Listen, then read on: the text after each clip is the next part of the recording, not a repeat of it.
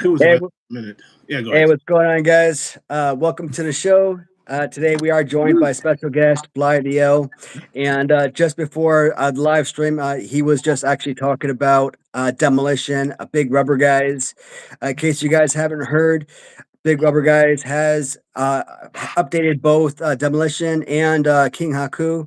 Actually, I think you just mentioned King Haku sold out already, though. Yeah, it sold out quick. I don't think they had as many, but Demolition's still available on their website. So don't pay scalper prices. Go get them now if you need them. Yeah, $60 for those suckers. I I think was that's like, only $10 more than the pre-order, and I know secondary market's probably well over 80, $100. yeah, I looked at the King Haku one. I'm like, maybe I should buy Oh, a second one for my loose display because I only bought one before. yeah. And I'm like, $75. I'm like, Mm, I mean, even Major Bendy's is scalping their own customers, and I yeah. that's what I absolutely hate. I wanted to say something to connect, but I'm like, no, they'll probably ban me from that group because he posted, like, we wanted. What did he say? We wanted to charge more because it wasn't fair to the people that pre-ordered. I'm like, I'm one who pre-ordered, and I think it's not fair. You're scalping your own customers, fucko. Yeah, But and whatever. Yeah, and I mean, I guess some people at least got it at 75 because, like I say, it's ridiculously priced on eBay. and 75. this is what I'm talking about. When I do come out with my line, Yeah. I will probably go down in price, especially if the suckers don't sell. Mm-hmm. But I mean, I won't go up in price. I mean, the only way I see me going up in price is like I talk about that Aztec Man figure. Big like Okay. that original design for that figure when the guy at the factory told me like because of the intricate details that went into the design of that original Bum Shadows design of that figure before he had to come out with the new design because basically we had to dumb it down because like I said, the amount of detail that went into that first one, That's a shame. it's like, please, here's my money, please take it. That original freaking figure was amazing. That's a shame. Is there a way you could? Are you still thinking about using it? Just making it less complicated, less colors? No, I love that design and everything. Too hard to do, And maybe. I wanted to take the original Ricky Steamboat resin figure that I have, the one that won my LGN tournament, right? And I Mm-hmm. wanted to take that figure. I wanted to create something like similar to it, but with Yeah. with a different scheme, right? Paint scheme, and create a different take on it. Maybe Yeah. not necessarily Ricky Steamboat. Maybe create something different. Maybe a bootleg, our own created character. Kind of like a Damien Riot, like something unique for this particular line. Yep. But no, Call it it just didn't work bootleg, out. but yeah. Because he ever had an LGN in that gimmick? Maybe customs. There's probably been some custom, What like for? Ricky For the Dragon Steamboat, the Dragon gimmick. Has there been any customs? Not major produced. I don't think LGN produced one, right? I mean, the only time I've ever seen that figure, Just obviously custom. Mattel's, but I mean, Hasbro is the only time other prior to that. Was there a Hasbro retro of that Yeah, gimmick? Hasbro Series 4. I didn't know that. I missed that part. Maybe I just watched your latest, so I would have missed that on the video. I kind of was listening to while I was doing chores. Yeah, because I missed Kurt's Yeah, call you on Friday. I missed it because I yeah, was out of the office. So you guys were talking yeah. retro. But Compliment. Series 4 is the only time I've seen that figure, and of course, recent stuff. Wow, But really? It was that long ago? I guess by the time the retros came out, Dragon had already left WWF and came back, hadn't he? yeah, I think when '92, That's yeah, he amazing. was already in WCW at that point. So Yeah. Okay. that's awesome that his figure was released and he was already out of the company.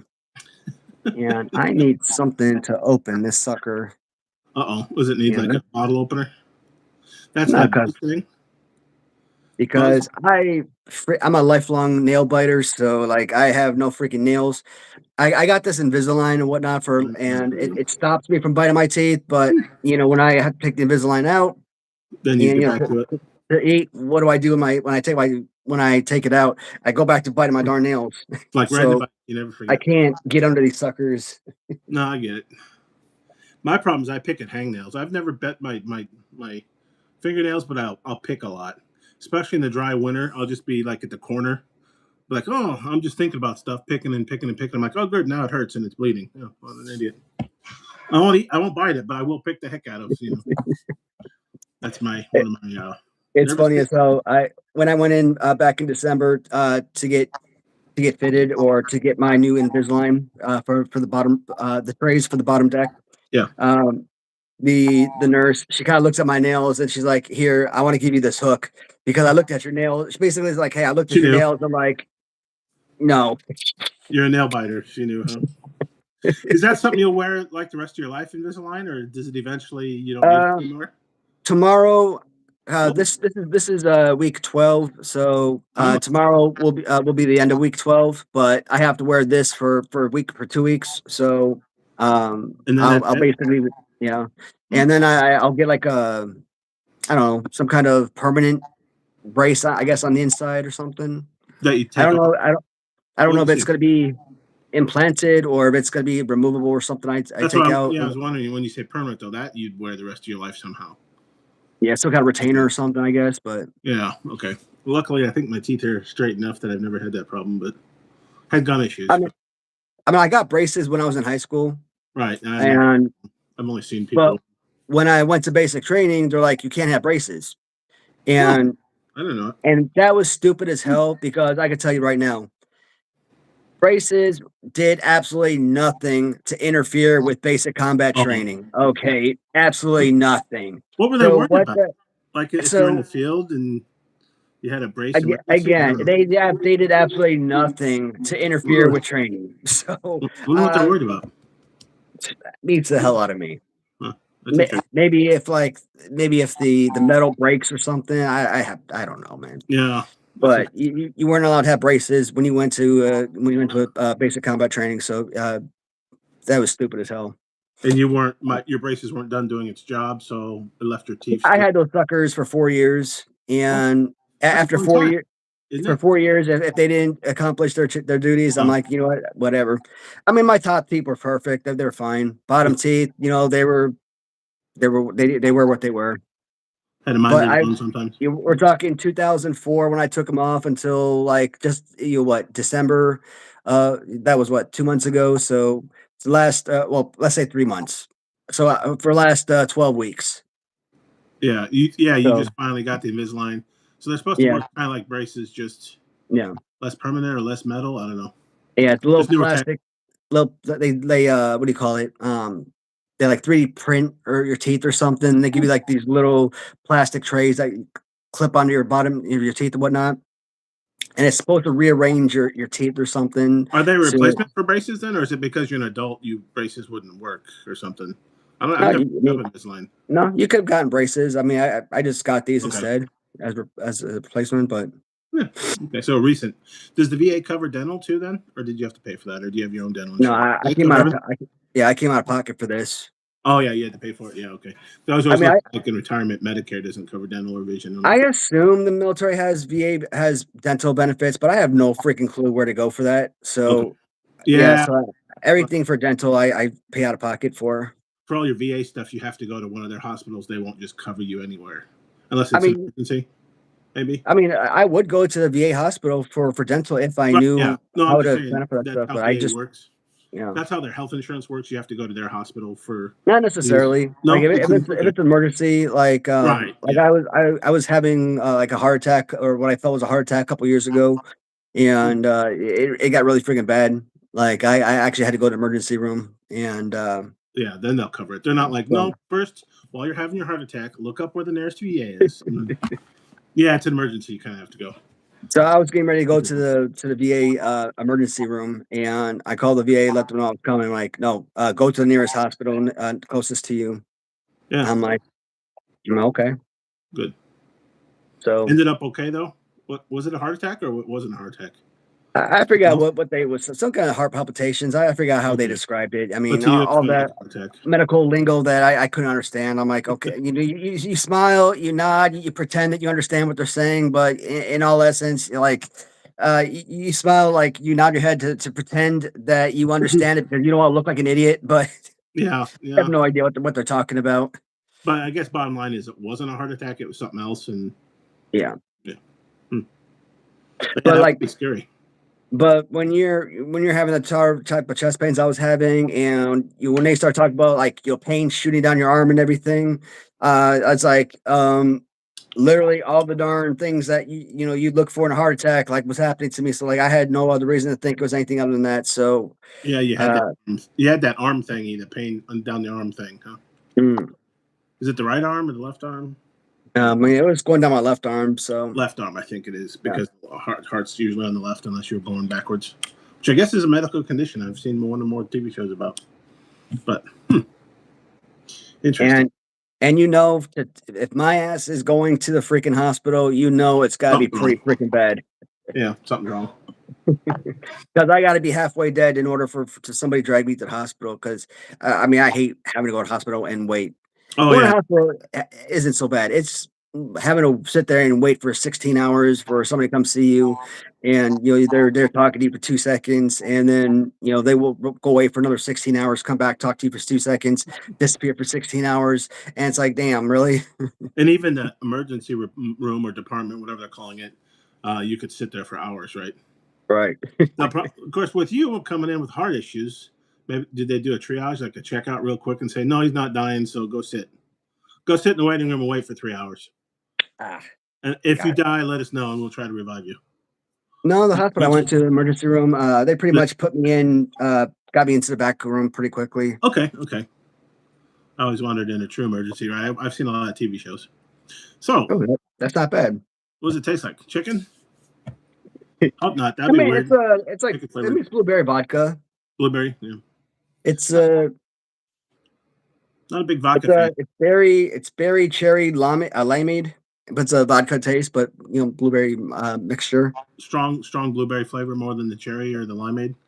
Yeah, I mean it's only 15% on here, so Oh, okay. it's not like very You very can strong or anything. drink a bunch of them. Yeah, Now, I think so. did you keep that in the fridge? Is it Yeah, cold? yeah, it is. You should try that because I've always heard vodka. I'm not a big vodka fan or an aficionado, but I heard vodka is a good one out of the freezer. Even comes out more like a gel. You should try one of those in the freezer and see if you like it. I've heard. Yeah, I don't. I think I don't know if it works for all clear stuff like gin and. Is there any other clear liquids? I hate gin, so gin's even worse than vodka. Ooh. Well, good. dude. Buzz ball. On Monday I tried something different. Oh, So last Monday, that's why the uh, volume didn't work. uh, Different. well, last Monday It's not I a buzz put in ball. the title. I was talking about shadow bands, Oh, right. and for whatever reason, that video, that live stream got over like 700 views. And I'm like, Really? well, that's insane. That our live stream did like extremely well. It felt like it was one of our worst because we ended up short. We didn't get to No, talk. not this previous Was live Saturdays? stream. Last Monday. Oh, it was that long ago. Okay, but still, you Uh, think shadow ban was it the word in the title? I mean, that's what I thought.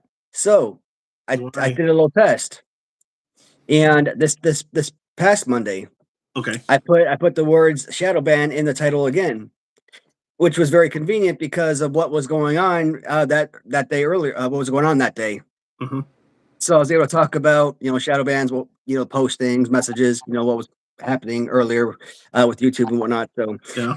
and we got like less than 200 views. So I'm like, okay, fine. It had nothing. It probably had nothing to do with the words shadow ban in the title, Is there something else but Monday that triggered it though? You have to capture whatever that was. yeah, I mean, and maybe somebody just saw the Was it a well. thumbnail? Was there?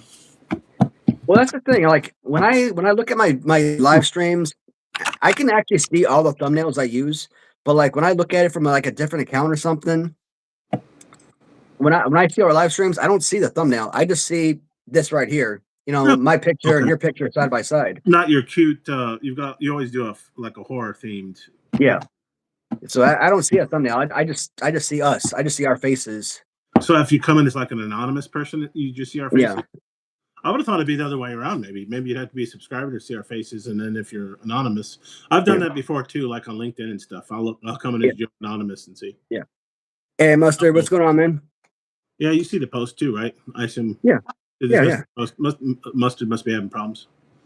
Unfortunately, I don't speak. I assume that's Spanish. Los comentarios en inglés no se publicarán. Yeah, I don't speak. Publish a large site. Let I me got too. Like YouTube. that. Yeah. That one word's YouTube. I'll help you out.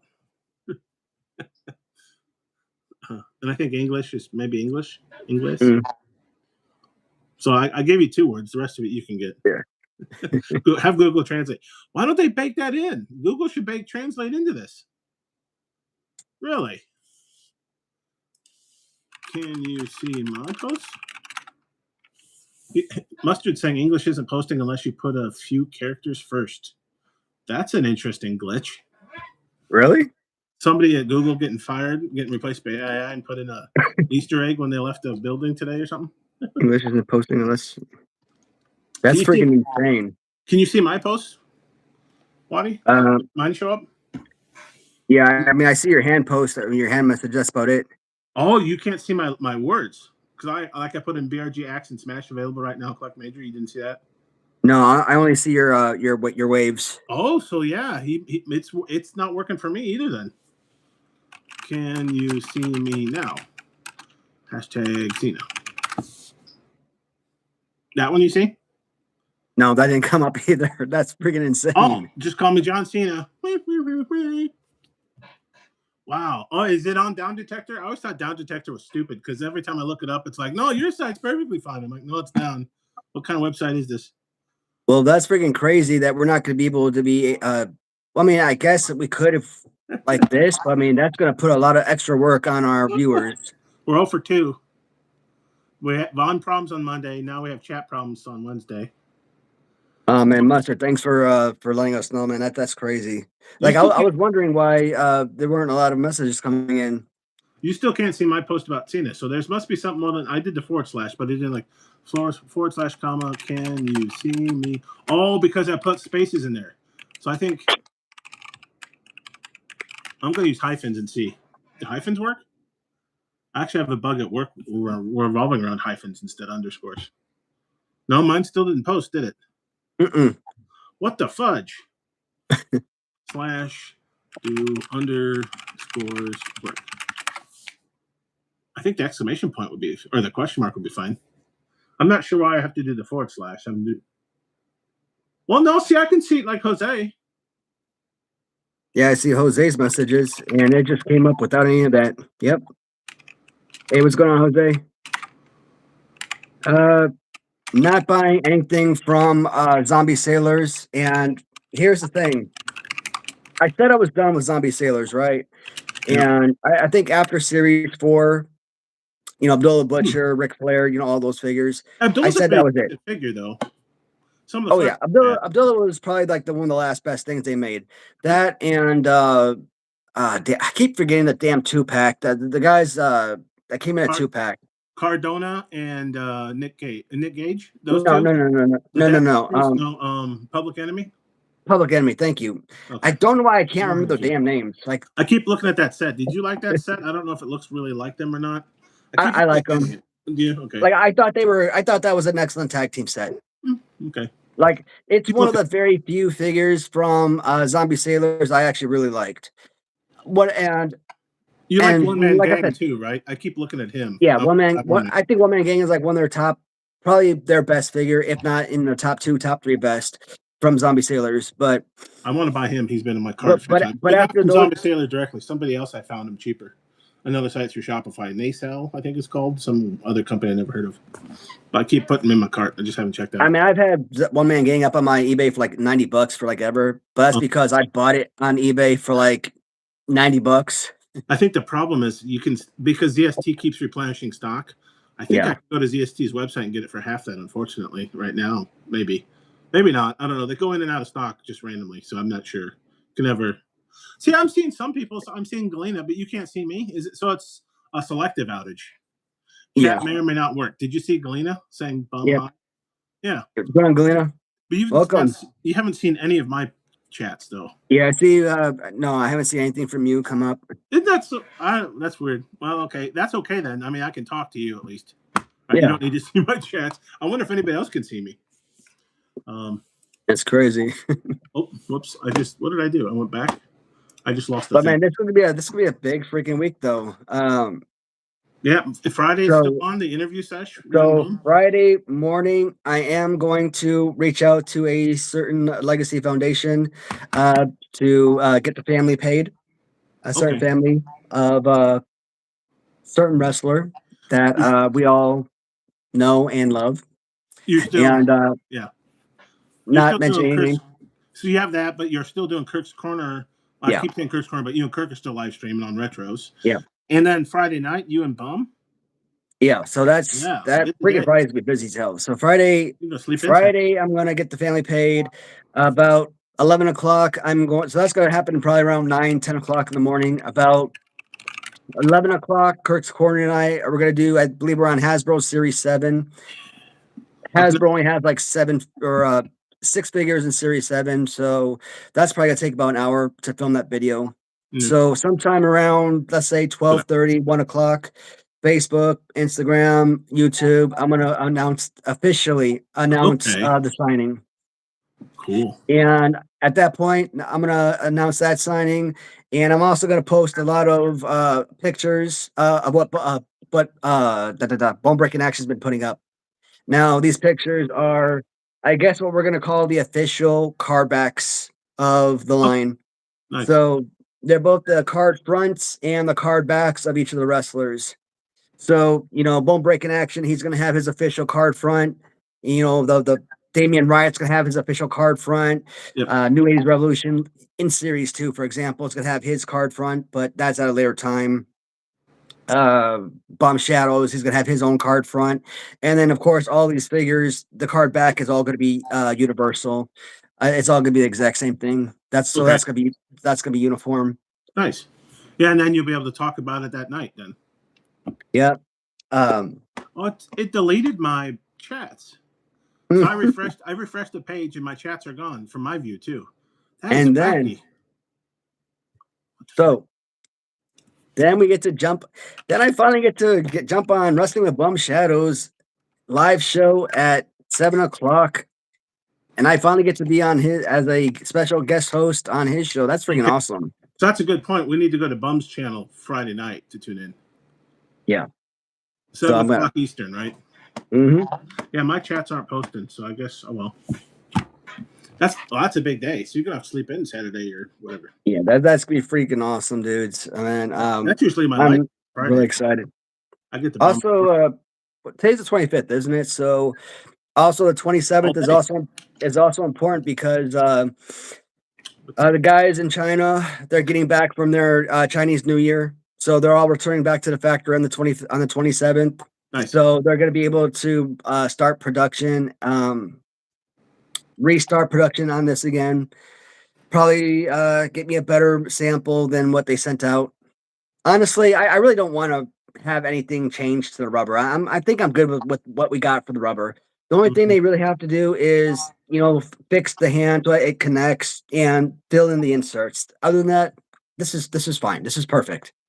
I think the customers are going to be satisfied with the overall quality of the rubber because this is like I said, this is really good. So they'll be You making want figures sooner rather than later. Then Yeah, that'll be good. yeah. You want a flexible figure. You want something that's Yeah. going to be movable. When you This is when you good. first twisted it, we were a little nervous, but I think everybody's agreed. Me, you, and Bone Breaking, we all agree. Yeah, and I like I think it's the said, right amount. it's only I movable like the like that flex. because the leg is as thin as it is. When I showed the Like, Macho Man like a B Series or a 3, G. Of course, yeah. that's the kickboxer. And I'm really trying to squeeze though. I think and his arms don't move at all, which I But want a you little more also play. I want a little more play, and yours has more play, which is good. But we look at big rubber guys though, their figures, all of them, Oh they damn! are they're not really, you really can't call them LJNs because they're really not. Their their Just different. rubber is so extremely hard that they're not comparable to the original line. Right. That's why I love Latuni because their line really is LJN. They really are the right rubber to mimic the original line. Big rubber guys, they're their own unique line in that regard. They kind of are, yeah. They're an homage to LGN as far as scale and rubber-ish, rubber adjacent material. And Well, now I like the fact that when it's not. Big Rubber Guys came out with Series 1, Brian Myers and Matt Cardona, Yeah. and they, had the Macho Man pose, which I hated, Did they but both do the same pose? I know I've seen the yeah, Cardona. Does Myers do the yeah, same thing? they I'm like, "That's so dumb." But here's the thing, An they homage. were trying to mimic LJN, and An I homage to love an that homage. I love that fact, right? They Actually, were trying to come out with LJN style figures, but I homage. think once they migrated to Series Homage. 2, that's when everything changed and like, you know what? Yeah. Okay, we see that we have customers that are going to actually buy this. We don't have to make LJN figures. We can make this our own thing, make this our own style of figures. Yeah. That's exactly what Zombie Sailors Toys did. In Well, Series and 1, to be fair, they didn't know how it would take off, right? They made two figures. They could have fallen on their face, and Gluck Major wouldn't be a thing yep, today. You don't know. Zombie Sailors, Series 1, almost identical to Hasbro's. Fantastic Oh, were figures they? in Series 1. Series 2 came out and onward. They completely went off the rail and made it its own individual line with the ape arms and just stupid, just horrible. They're just So half of terrible that's figures. good. Your own line, ape arms on everyone, not as much, right? Yeah, so I mean that's why I'm like, I like what Latuni is doing. Big Because Rubber people are guys, basically I calling love the line, but they're most not people are LJN. calling, yeah, but most people are calling for the Mattel LGNs to also make it their own, and they're not quite. They're kind of somewhat like, oh look, there's an Austin, but like the Hogan they released, and I get it. They're kind of torn. I think instead of having 5 different blues and different card backs, I guess they had to do blue and black because that's nostalgic. They should have Yeah, had 2 Hogans. They should have had, here's your nostalgic Hogan you grew up with as a kid, and then here's a modernized one that looks more like the Dusty or the Logan Paul or John Cena, right? The more modern, better sculpted faces and stuff, right? They should have came out with 2 Hogans, I think, rather than, oh, here's the hot dog tan version, and here's the he stayed indoors for the winter version, and here's the slightly blue but purple, right? Instead of fucking around with that stuff, they should have had 2 different Hogan faces at least. I think that would have been better. Try to make it their own a little bit. I mean, I'm not going to penalize them because a lot of us that grew up with those figures, I want to see them again, even if it's identical. But so like the Warrior, that looks great. I never had a Warrior as a kid, LJN. So I'm going to get him, right? And it's the same figure and the same look and pose and all that stuff. hmm But it'd been nice if they also modernized them too, had both of them, right? I think. And then for the people who grew up with them, you get both, maybe, or you get just the nostalgic one. For new people, maybe you get the more up to date one, and you don't want the old looking because it looks old and crappy, right? Or whatever, right? Rather than chasing, oh, I want how many poster variations do you have? And oh, this warrior's got a more of a sunburnt sienna tan. Like, oh, okay, what the fuck? I don't care. I don't care about that, right? You know. But maybe one of these days. I'm still waiting for them to make more Series One. Like, why they have all these You know what? factories? Make some You more know what's Series so Ones. frustrating, man? They're Like sold I out for jumped on everything. Facebook like 2, 3 days ago, and like, oh my god, They're all everywhere. series two, $20. And I'm like, oh hell yeah! Jumped on Target, bam! There was Mhm. Jesse Ventura, $20, 2 of them in cart. Went to the next figure. I think it was Steve Austin. One in cart. Oh damn! I screwed up. Fix. Couldn't do it. I'm like, damn it. They Let sold me out check already. out. Let me check out before it's sold. Oh, Yeah. you got to sign in. Son of a bitch! I can't sign in. Send a message to my AOL. Damn it! I can't sign in. I can't sign in. By the time I had finally got to the cart, we'll try to sign in. Son of a bitch, there's nothing left. It was already gone. Like in a matter of Oh, like 1 minute, the darn thing had already sold out. so they were I'm available. like, Yeah, this week they're having. People are saying like, why are they $20? Well, no, Target's having a general sale on toys. It just so happens that covers LGNs who are always out of stock for me. Yeah, Bum, we can see your chat. There's a problem in chats. None of my chats are showing up, even with the underscore question mark forward slash. I think Mustard first reported it. If you can read his message, what did he say? I think you need to have. I missed it. Oh, his one chat didn't show up though. I don't know. It's all over the place, but it's like you might need to have a special character at the beginning. But then again, I see Galena. He put in bum space high, or she. I don't know who Galena is. And that showed up perfectly fine. I guess for me, all you can see is my emojis. I've tried a few times, and how I test it is that I'll try and I'll refresh the web page, and then my yeah. comments are completely gone. So I'm like, I can't even see them now. I only saw them in memory when I posted them. As soon as I refresh, they go away. So none of my messages are showing up. But yeah, it's kind of what pisses me off. Well, I guess I should shut the fuck up because I was able to pre-order them. Unlike, oh, perfect. Yeah, see, I'm glad I corrected myself. I see I made the cardinal sin of assuming Galena was a he, um, or identifies as a he, however you want to say it. So I'm glad I corrected myself. So that's good. Thanks for correcting me. But so I shouldn't complain because I got the pre-order. Right, I'm going to get all of them eventually in April or whatever the fuck. It does annoy me though that I see on Facebook, oh look, they're in the Target near me, and I'm like, why are the pre-order people are the ones that are going to get this last? Count the ways Mattel is fucked and BBA. Mattel and Target has fucked this thing up. It's amazing. Oh, there you go. Mm. BBA's here. And what is that? What is that magnifying glass or? I think he's calling you a cock licker. No, I don't know. Is that what it is? That cock That'd be funny as hell. popsicle. Nice for saying, and then it's out of order, but I think that's the old, Mm. finger in the hole, fire in the hole. Do you ever used to say that in the military instead, and then they'd yell at you? It's the same I fire. thought it was supposed to be like chicken jockey or what the hell that damn Minecraft comment was supposed to be. I might be right actually, because you could say that could be a cock, right? Cock doodle Chicken doo. jockey, And turkey what do you jockey, do? chicken jockey, What do whatever you? the hell damn thing comment is. That's not a popsicle, but what do you call it? You lick it, right? I think he's probably also getting stuck because our chats are somewhat appearing. Cock licker. That could be. I would hope he would chime in with. He probably has to put in some emojis to say whether I was right or wrong. Mm, But yeah. that's So funny as hell. so why are they showing up? It's just February. Why are they showing up in store now when the I pre-orders have no ship idea, till man. April? It's like all over the place, isn't it? And Series One still doesn't show up that much. Like they've been No. sold out forever. So like, make some more. They're sold out. People want them. People still want them. Make some more. Like Mattel, you can do this. You mass produce these toys all the time. I've seen you do it. I don't get it. I don't get it. And I'm telling you, and I'm gonna make this We'll point see. every single video. I'm gonna make this point. Yeah. If I order 200 of these, 300, whatever, and a week later, a month later, a year later, They're gone. whatever, I sell out.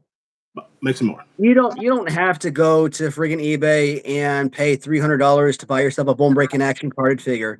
Reach out to me. Hey, I'm interested. If I have X amount of people that hey, I want more or whatever. You don't have to reach out to me. I'll probably once I sell out, I'll probably go back into the factory. Hey, I want to order a replenishment.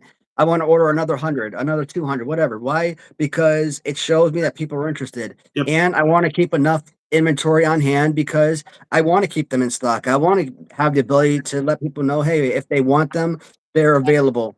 And yeah, new they customer show that comes they along sell. and wants to buy the whole series. You want to be able to fulfill it and ship it that same day or the next day. Absolutely. Yeah. And that's a lovely problem to have, isn't it? Like, oh shit, I'm out of inventory. I sold it all. let's get some more. But yeah, that'd be a nice problem to have, wouldn't it? Well, of course, what's the smallest order you can have? You already talked to the factory about that? Like, what's the smallest order? I mean, every time I've talked to them in the Do they past, know? they've always wanted to push me to order 500, Well, but sure. like I've always told them, like, look, I can't do 500. Not only is there a problem with financially, like, hey, I probably can't afford 500 figures. That's like you're talking thousands and thousands of dollars. Like that's crazy. Like I probably couldn't do that, right? That's But good. also, Yeah, right. Plus, you don't know. also, No offense to BBA, but 500 or 1,000 of them. What if it doesn't sell or doesn't sell for 2 years? yeah, You're going to store them and at home, and that's money tied up that you can't put to the next figure. Right. exactly. Um, so that's why I'm like, can I do 100 figures? But then I'm like, even at $100 a piece, 100 figures, okay, you sell 60 of them. That's before taxes and all that. Let's say okay, 66,000. That pays for the mold. The extra 400 or 40 that you have left, that doesn't even cover the mold that you need to pay for the second figure. So I'm like, that probably won't even cover the shipping of the 100 figures from China to me in the States, Yeah. or barely. I mean, shipping is probably gonna be a couple thousand. So, um, I mean, it doesn't feel like it would be worth it to only buy 100 units. I forgot So, about that because Amazon spoils you, right? I can get anything Q-tips free shipped, overnighted or whatever. so That that's why I'm like, yeah. What's shipping? let's do 250. 250 is a good number. But I want to do more. I want to do the 500. I want to do the 1,000 because that to me is, Oh yeah, that means you're popular. you You're know, selling. You got a lot of customers. The line's a Mhm. hot happening line. Unlike Mattel, you actually want to make more product and sell it. Apparently, like right now, Mattel should see, man, Series Two sold out pre-orders. Let's make a bunch more. Like if they can make money on and selling them at $25, they should not be scared of Target putting them on sale, right? Because they're only charging $25 and making money. They should be making. They should be running factories nonstop. Now, I guess right now they're probably getting hit with Chinese New Year too, but still, Yeah. they saw how popular Series One was. They should have been able to figure Series Two is going to be just as popular. Yeah, maybe Series Six or Seven. Some of us might get tired. Yeah, so you might lose some customers. So maybe you have Yeah. to for your. But Series Two is going to be just as popular as one for the most part. Especially you got Yeah. the Warrior in there. Stone Cold Austin, nobody has. Maybe the Ventura may or may not be popular. You can never guess. And the Bundy, you're going to excel because it's nostalgic. A lot of us grew up with the Bundy. Make some more. I I already got hit with the tariffs already, BBA. Oh my God. UPS hit me with the tariff on this. Are you sure it was tariffs and it wasn't just like, oh man, that guy's ugly. I'm going to charge you more. No, I'm just kidding. I can't chat with BBA, so I got to talk through. So I would think that the folks at China, like, hey, you paid them for this mold. They would send it to you because, hey, here's all this money. Yeah, they can afford to ship you a sample. They that should be part quick too, wasn't it? Like the next day or two, it was amazing. Like, yeah, they shipped it to me on Friday. I got it on a Monday. That had to be expensive, even if a small thing. That had to be flown in, right? That one of those Tom Hanks and Castaway flying, FedEx, whatever. I got a letter from UPS today. Had to pay tariffs on that delivery from China to me. I'm like, are you freaking kidding me? Oh, right, because we pay for it. Actually, that's a little known. China ain't paying the tariffs. It's the American consumer that pays the tariffs. But the shipping company bills you. Well, you bought something from a seller in Canada, I think, and you got hit with this too, didn't you? A couple months ago? Yeah, exactly. Yeah. From it was an eBay. No, it wasn't. I'm sorry, it wasn't an eBay purchase. It was I bought it from him through PayPal, through Facebook, I think. I don't think it mattered because the shipping company or whatever charged you, didn't they? In that case too. That's where tariffs always sound like a good idea, and targeted ones make sense, but there's some places that won't even sell or ship to you. Because I wanted to buy from my friend. He loves these cookies from this place in Canada. And they kept saying, oh, we're going to have a Christmas sale. I'm like, great, I'll buy his Christmas present. We'll get some of these neat cookies he likes because they have different flavors and stuff. They don't even ship to America right now because of the tariffs. They don't even want to bother. I'm like, oh, bastards. It happens, right? Probably saved me some money, but still, I'm like, oh. Well, and there was that one that's called Slam Collectibles. They had how they're repainting or redoing the Ric Flair suited and then Andre the Giant black singlet at BRG at Collect Major. Mm-hmm. They had them on their website weeks ago. And I noticed it too, and I'm like, well, I'm not going to pay extra because the exchange rate, I think, was going to be 67 instead of 50. And if these were legitimate pre-order figures, Collect Major is going to have them eventually, which they do this month now, right? But some people bought them. And I think I was also worried about tariffs or would I get hit? Not only would it be $67, what's the shipping going to be? And then even if you think, okay, all in it's $80 or whatever, well, UPS or whatever show up and say, oh, give me another $20. And then meanwhile, I've just spent $100 on a Ric Flair figure I could have got from Collect Major direct for 50. So I didn't buy it, but some people I saw on Facebook allegedly did. But it's a Canadian place too, Slam Collectibles, that had, because I almost bought, they had a Andre the Giant, the face painted one. And even with shipping and the exchange rate to Canada and all that other shenanigans and possibly even tariffs, it was still going to be cheaper than the secondary market, right? Because people scalp the heck out of those. So I almost bought it from them. So I kind of knew about them, but kind of interesting. Yeah. Hey, so John, still holes with that rubber? So actually, my viewers are the ones who actually pushed me into this endeavor, and if it wasn't for their motivation, man, I probably wouldn't have even decided this. So I'm actually grateful for that because this is actually a dream right here. Yeah, this is neat. Making these figures, this is a dream come true. And you guys see my title of today's video, like, should I expand this past a few series? Because I feel like a lot of these companies, it's a money grab at some point, right?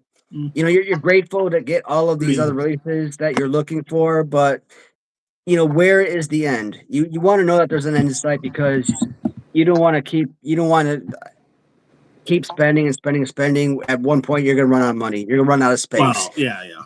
So the ends, you and your wife taking a vacation to Hawaii, all expenses paid by your wrestling figures or whatever. I don't know. It doesn't have to be Hawaii, wherever you want to go, whatever you want to do. The end is you paying for, maybe to replace your pool, and it's no big deal. Right? Yeah. Well, there's nothing wrong with having a little extra money in your pocket either, right? Yeah. I mean, if you make money off of it, great. Yeah. So getting into this, I mean, I know that there are a ton of people that have watched me, that support this channel, that is going to continue to support me in purchasing these figures. There are a lot of people from all of these Facebook groups that buy wrestling figures and support all the smaller companies, smaller businesses that make figures like this. I mean, even a business like Xbox Customs. Again, it's a custom company. I'm not going to be a custom company. I'm going to be a legit licensed business for the professional wrestlers and guys for like me, for like Bum Shadows, for some of the indie wrestlers, like let's say Peter Be Beautiful, for example, for Bone Breaking Action, for example. Uh, Probably don't need all the licensing for that, obviously, but that's fine. But we're still going to consider it, license figures, when needed to be. When so there's people who know me through the collection over the last several years because of what I've established through my videos and through my collections. So it's not like I'm a nobody. I have some kind of following, some kind of recognition, I guess.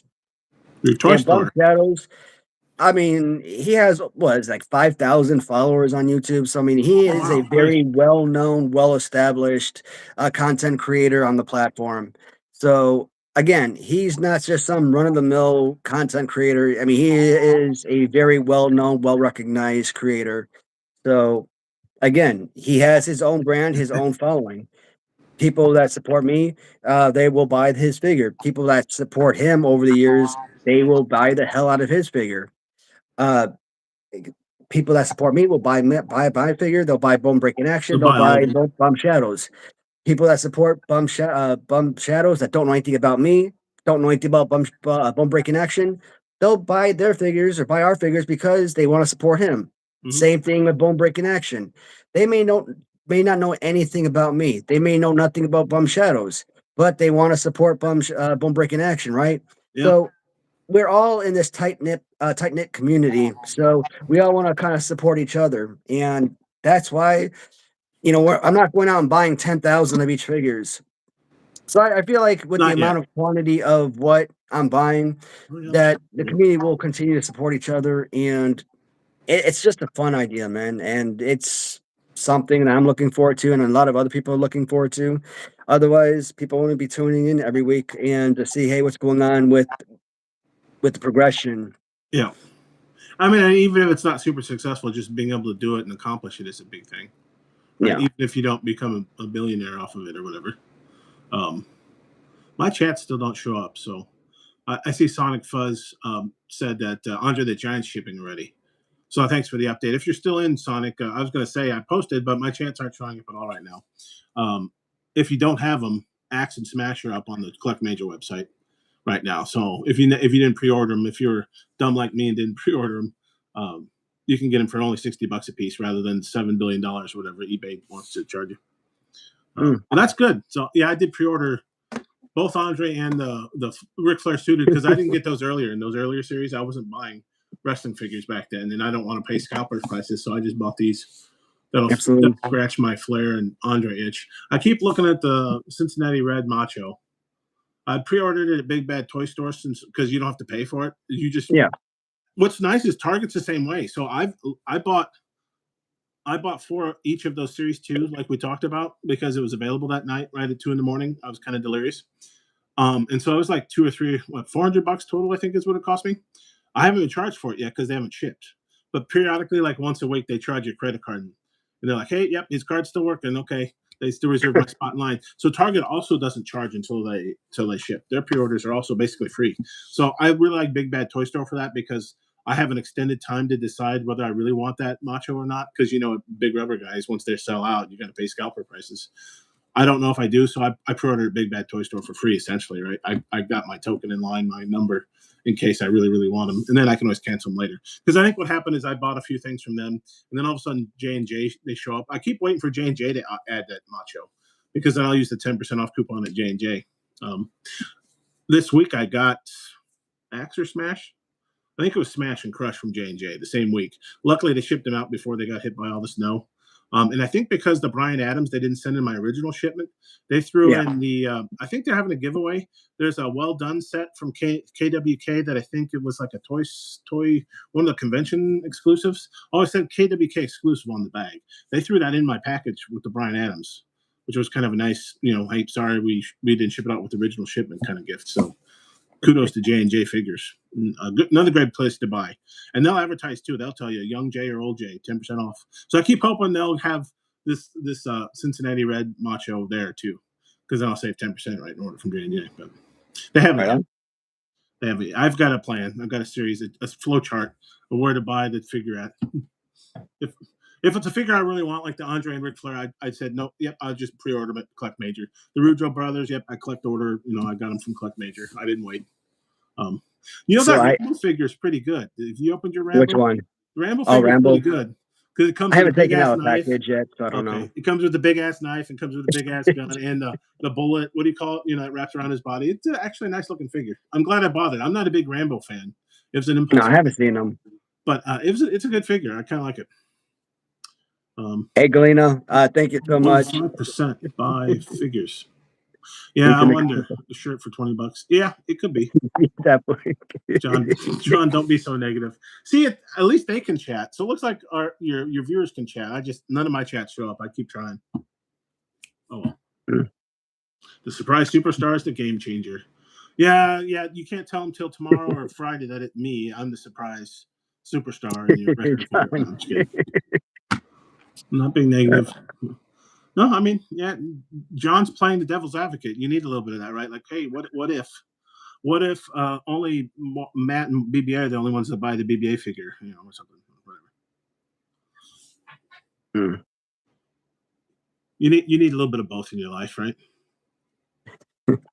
Oh, damn. What Yes, was I they gonna are, say? Sonic. They're in stock and ready to ship. Buy them now if you want them, though. $60 is a steal because people are charging arm and a leg for them. Collect Major. You know what I'm thinking about, and I've been planning this for a while, but I don't want to move away from the YouTube channel or Waddy's channel because I just spent 4 years building this sucker up, right? Mm-hmm. But I feel like I have to create a second YouTube channel and have Maniac Riot Wrestling be its own individual channel, right? And every time I talk wrestling or talk Maniac Riot Wrestling, navigate strictly to that secondary YouTube channel and have that only be Maniac Riot Wrestling. Or hell, maybe I'll go back to action figure reviews because maybe I will go back to doing, action figure pickups. I mean, I always say that as long as you enjoy making the videos, even if you don't get a ton of views, yeah, do it, and whatever views you get, it's icing on top. Now, if it's a chore to do some of those videos, then yeah, cut that out of your life. But I mean, something like this, like it's got to be reasonable for me. Like buying these, Sergeant Slaughters, like that was fun because these were great figures. But like if I were to go back to like Grapplers and Gimmicks as an example, and I were to buy, I mean, who the heck came out recently? Was it Sonny? Sergeant Slaughter? No, I'm just kidding. No, he just Shane Douglas. I think Shane Douglas. He was in blue, wasn't he? The figure that was in blue. Yeah, like that right there does a doing thing for me. McDouglas or McDougal. Who was a football player that came out? Mongo, Steve McMichael. Thank you, Steve McMichael. Honestly, both of those figures I wasn't sure about, but when I saw Bum unbox them, I thought, yeah, maybe I should. The Dean I didn't really care for, and he was only in the WWF for a minute, right? He didn't work, and then he left for ECW, I think, after that. But yeah, and I remember McMichael because I remember watching the '85 Bears. He was on the '85 Bears team, for instance, that beat Bum's New England Patriots that year in the Super Bowl. Yeah, but they're good figures. I saw them unbox them, like, oh, okay. It's just that Grapplers and Gimmicks are not cheap figures. And I haven't bought one yet, and I'm still. I never did buy yesterday during that snow day thing. I waited long enough that I'm like, okay, good. The coupon doesn't work anymore because I'm nervous about opening up another line of questioning, another figure line. I'm like, I don't know if I want to do that. I'm nervous. And then I looked at the 3-pack, and I'm like, okay, well, here's Hillbilly Jim, and I could get another. There is a Hillbilly Jim single pack, which is great. I think the 3-pack of the Godwins, I think they're the exact same figures that were released on individual cards. So, do I need the 3-pack of the Hillbillies at that point? But are they different figures? Because I don't know. A 3-pack. No, they're different, right? The Godwins, they're the two Godwin brothers in the Hillbilly Jim. You talk about the grapplers and gimmicks. Yeah, because I think they come with accessories like the horseshoe, for example. Like, Yeah, do you that's want to where spend like $120 on a 3-pack just because it comes with a horseshoe accessory? you Like, want is to it get. Okay, so if that you want much of Hillbilly a in the horseshoe, you can just buy him with 40 bucks. But I want Hillbilly in the hat. So that's what I'm like. If you get the 3-pack, I kind of like who's the Godwin with the bucket? It's not Phineas, it's the other one. I can't remember his name. Henry Henry? Godwin? Henry comes with the bucket. Phineas comes with the horseshoe. Hillbilly comes with the hat. So I'm like, what I could do is take the horseshoe from Phineas, get the hell out of here, Phineas, and I get the bucket from Godwin. And you're paying $40 a figure, so I get the best of both worlds. So I was going to buy the 3-pack for that reason. But if you want Hillbilly without his hat, which is kind of sacrilegious, but with the horseshoe, you can get him individually from G&G. I think you might have done that on purpose. It's like, well, he doesn't want to cannibalize sales for people who wanted Hillbilly in the 3-pack, right?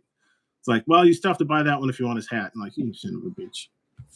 So I was just going to buy the So 3-pack and be done with it. so But I anyway, don't know. Like, I feel like I got to buy both, but if I order, well, I could see that too. but then you know how I am. I am a type of person who needs to have two of them, right? Yeah, Carded, but like I'm not doing that anymore because I can't afford to do that anymore. that's Like pretty I much 40 stopped bucks, doing that, right? You buy two of those 3-packs, that's 120 for one and another 120 for the other. so I can't do that. Adds up quickly, right? Woo. So Yeah. and then it's like the Simpsons, Simpsons DVDs. You know when they first came out with the first 5 seasons, it's just regular DVD sets. And then they came out with the Simpsons season 6 DVD, and it was like I think it was like Maggie it was like this weird Okay. shaped Maggie head or maybe it was a Homer head or something. Just a weird box set. And I'm then like, you're charging more for it?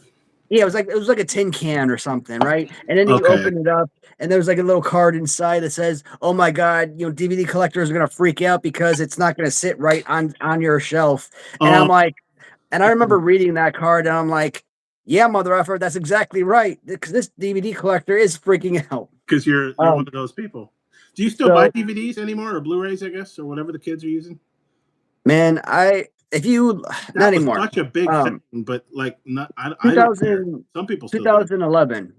I don't Two know. or 2011 or 2012, I was in Afghanistan, right? And I discovered Pirate Bay. Oh yeah. Okay. Otherwise, prior to that, I probably had I literally had my own Blockbuster. But then I discovered Pirate Bay, and I'm like, I could download any freaking movie or uh TV show on the planet. Like, I mean, while I was on the planet, it was easy. You You get mean your you're friends? You mean your friends use Pirate Bay? You don't know what they're because talking about. you're in Afghanistan, you're overseas, like Oh yeah, that is pretty obviously funny. you're when you're in the States, you can't do that because it's blocked. You can't use websites like that. But overseas, like Yeah, there's you don't technology. have yeah, you don't have to worry about that because you're Overseas, you sail the 7 seas or the high seas, whatever they like to say, right? That but reference they use for piracy. Sail the it's seas. like All right. there was no reason to spend $30 for this small box set or Yeah. $20 on this small DVD or $60 on this season of Shield or spend $60 on this season of Hercules: The Legendary Journey or something like that, or $75 on this season of Xena Warrior Princess. No one should Or spend $75 on. No, I'm just kidding.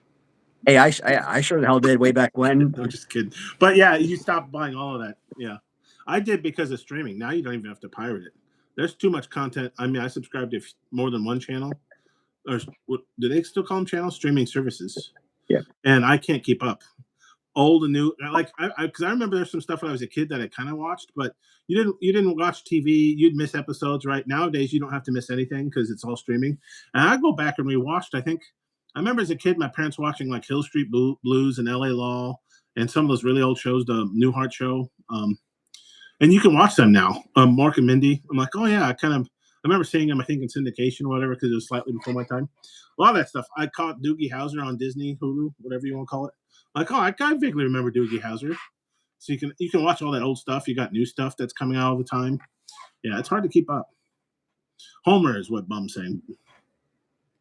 Well, good. And Sonic Fuzz did get Axe and Smash, so that's perfect. So they must have had a lot more. So what happened? I didn't get to chat Fuzz, but I read Knick. He's one of the guys that runs that site. He's in big, but Collect Major. He runs the company, probably a part owner.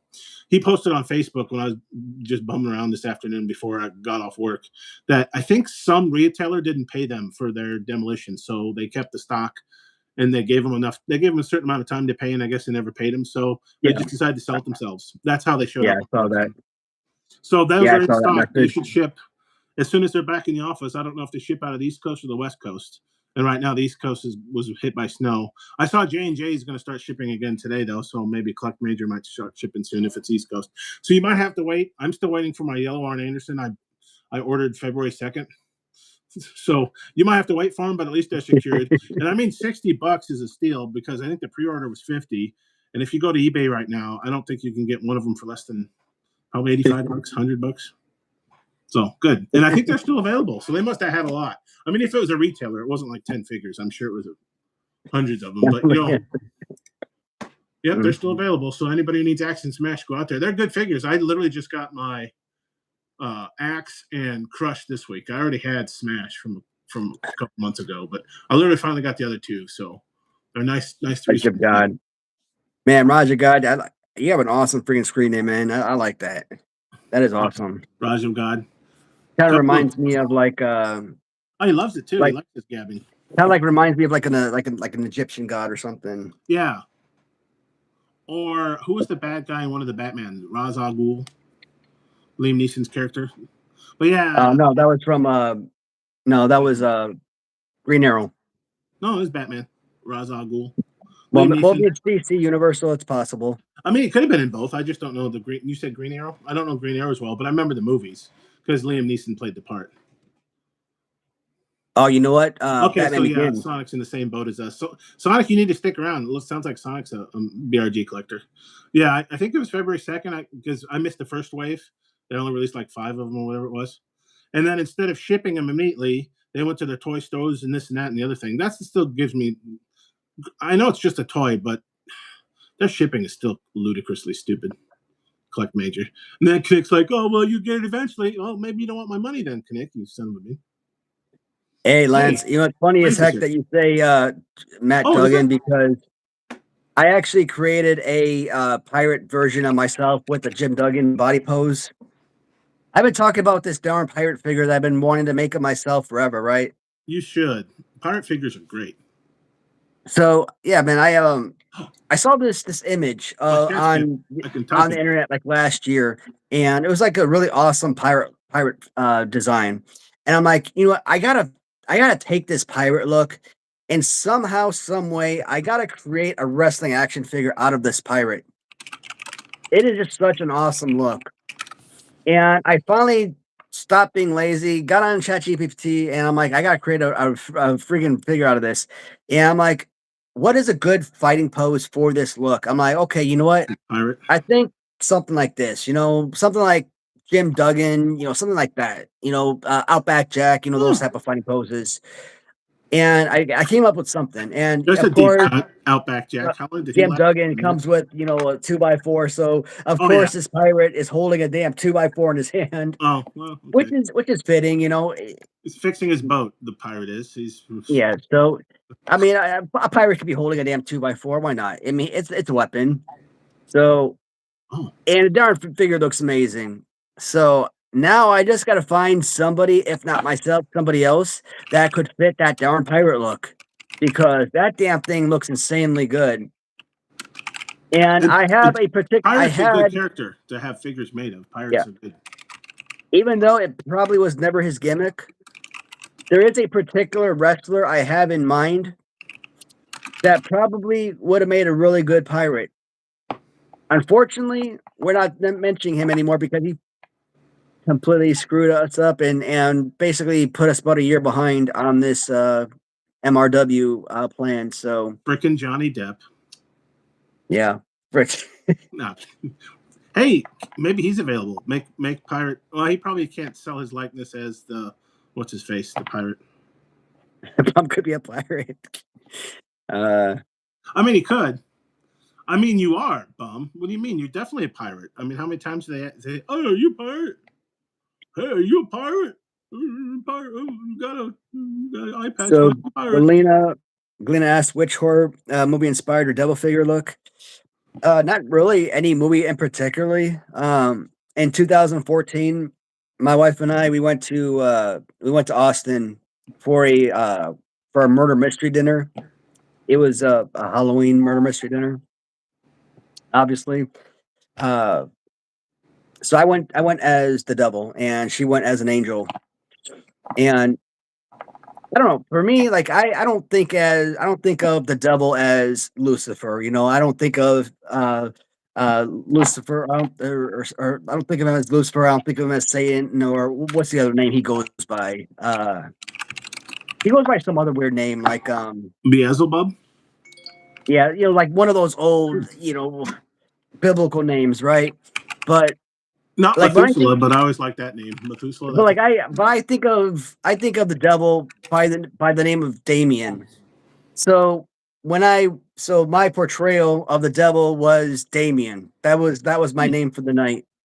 Macho So King's out, by the way. $40. what's out? Macho King from Zombie Sailor's available. I heard my phone go off. I'm like, I actually had a reminder just to take a look. No, $40. He's available for $40 if you want. Zombie Sailor's Macho King just dropped. I don't know. Like I was in on that Aldo Montoya if they were going to come out with Aldo Montoya because I really thought they did an Oh amazing my job. god! But only if that figure is actually available in stock, ready to go. Like I don't want to do a pre-order on Aldo Montoya. You know what his face looks like? If you've seen the original Total Recall, haven't you? With Arnold Yeah. Schwarzenegger. Mm-hmm. You remember when they first get dumped out of Mars at near the end before they terraform it or whatever? And I start popping out. That's what he looks like. Because he's like, I'm like, is that Macho Man? What are they doing over there at ZST? I almost want to buy it to see it in person because he looks like he just fell out of Mars and they haven't terraformed it yet. He looks like Arnold Schwarzenegger from Total Recall. Because we've been waiting almost a whole entire year to get our freaking Owen Hart figure. Oh my god! And I only bought the Owen Hart because I figured, you know what, you're probably never gonna see a damn Hasbro style Owen Hart figure ever. So Yeah, I'm I like, you didn't know buy what, it. this is a good chance to pick up one before they sell out. It becomes so freaking rare. It becomes the next Dusty Rhodes Hasbro. Yeah, So I'm like, let me get this. that was definitely a pre-order as the order, wasn't it? Owen Hart. I mean, you Yeah. can always buy it secondary. I wonder if he'll sell it all. I'll have to Yeah. take a look So if he ever comes out because I maybe should have pre-ordered it, but I wasn't sold on Zombie at the time. yeah, so I picked up 3 of them. I got one for myself. I got a secondary one for loose display, and I bought One a for third me. one I bought for Kirk. For me? Oh, for Kirk. Oh, Yeah. I could go by Kirk. No, I'm just kidding. But yeah, take a um, look at the Macho. Oh my, he does look. He looks just like he fell out of the habitat on Mars and now he's dying. Wow. But if you want him, he's $40, which is weird because that's slightly cheaper than the last Macho they released. I wonder why the price point. Oh, the other part is shipping. What will shipping cost you? I almost kind of want to buy him because it looks like such a wacky figure. He would definitely stand out in my Macho collection.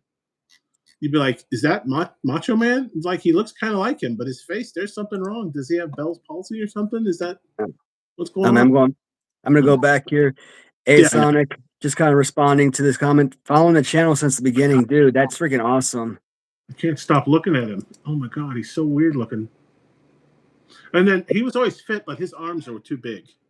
You know, he's posing like this. His arms are. He looks bigger than Hulk Hogan.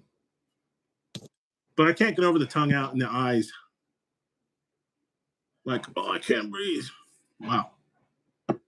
No, that's cool. And he got he or she. I don't want to assume again. Sonic got the axe and smash from Click Major, so that's good. Cool. Oh, Arn Anderson, Yellow Trunks. You know, I You actually haven't got got yours the yet, have you? Have you got yours? yeah. Oh, I but thought you I got it the first day. You no got no that I got day. mine because Yeah, I think I got mine like what back December, wasn't it? yeah, because you sent me something through Facebook, and I think I got it. I think I got it like 10 minutes later, and I went out there and they already sold out. I'm like, what the hell? It's getting. I knew something. I should have known something was up because even like the Ric Flairs and even the King Haku lasted longer, right? And then later on, they're secretive. They said, "Oh yeah, we only put like 100 on the website." I'm like, "Oh okay." They'll put them out again. I think it was a Monday release or something. And then I went and bought it. I think it was a good idea though because I'm not sure I was sold on getting a repainted Arn Anderson, but because I didn't get it the first time, you kind of now want it, don't you? Right? They played hard to get. Mm-mm. Like now, Yeah, I want that freaking Arn it's Anderson. You one of son those of a bitch. things again where I'm trying to conserve money as much as I can because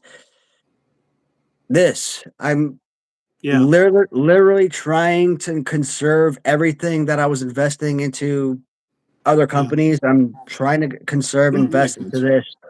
So I'm trying to put as much money aside as possible. So I would have bought two in the past. Now I'm limiting myself and either Now you not might buying have, anything at right. all, or if I am, like in that case, it bought one Arn Anderson and that was it. And you just kind of And live with it. Yeah. it's not going on the shelf. It's staying in the package and it's where is it now? It's sitting in my storage room, sitting on a shelf, and I'm probably never gonna see it unless, hey, you have any Arn Andersons? Pull it off the shelf, bam. Hey, here's Yeah. Arn Anderson, big rubber guys.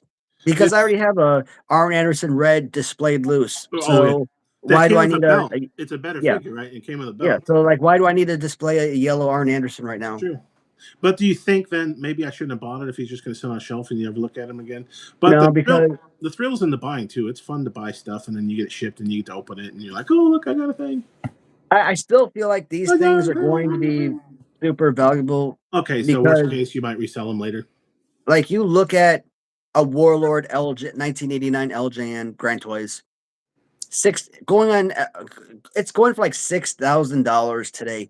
Uh Figures of the worst. Ultimate Warrior Black Card is like in the worst condition possible. Crack bubble, falling off the card, a $3,500 to $5,000 figure.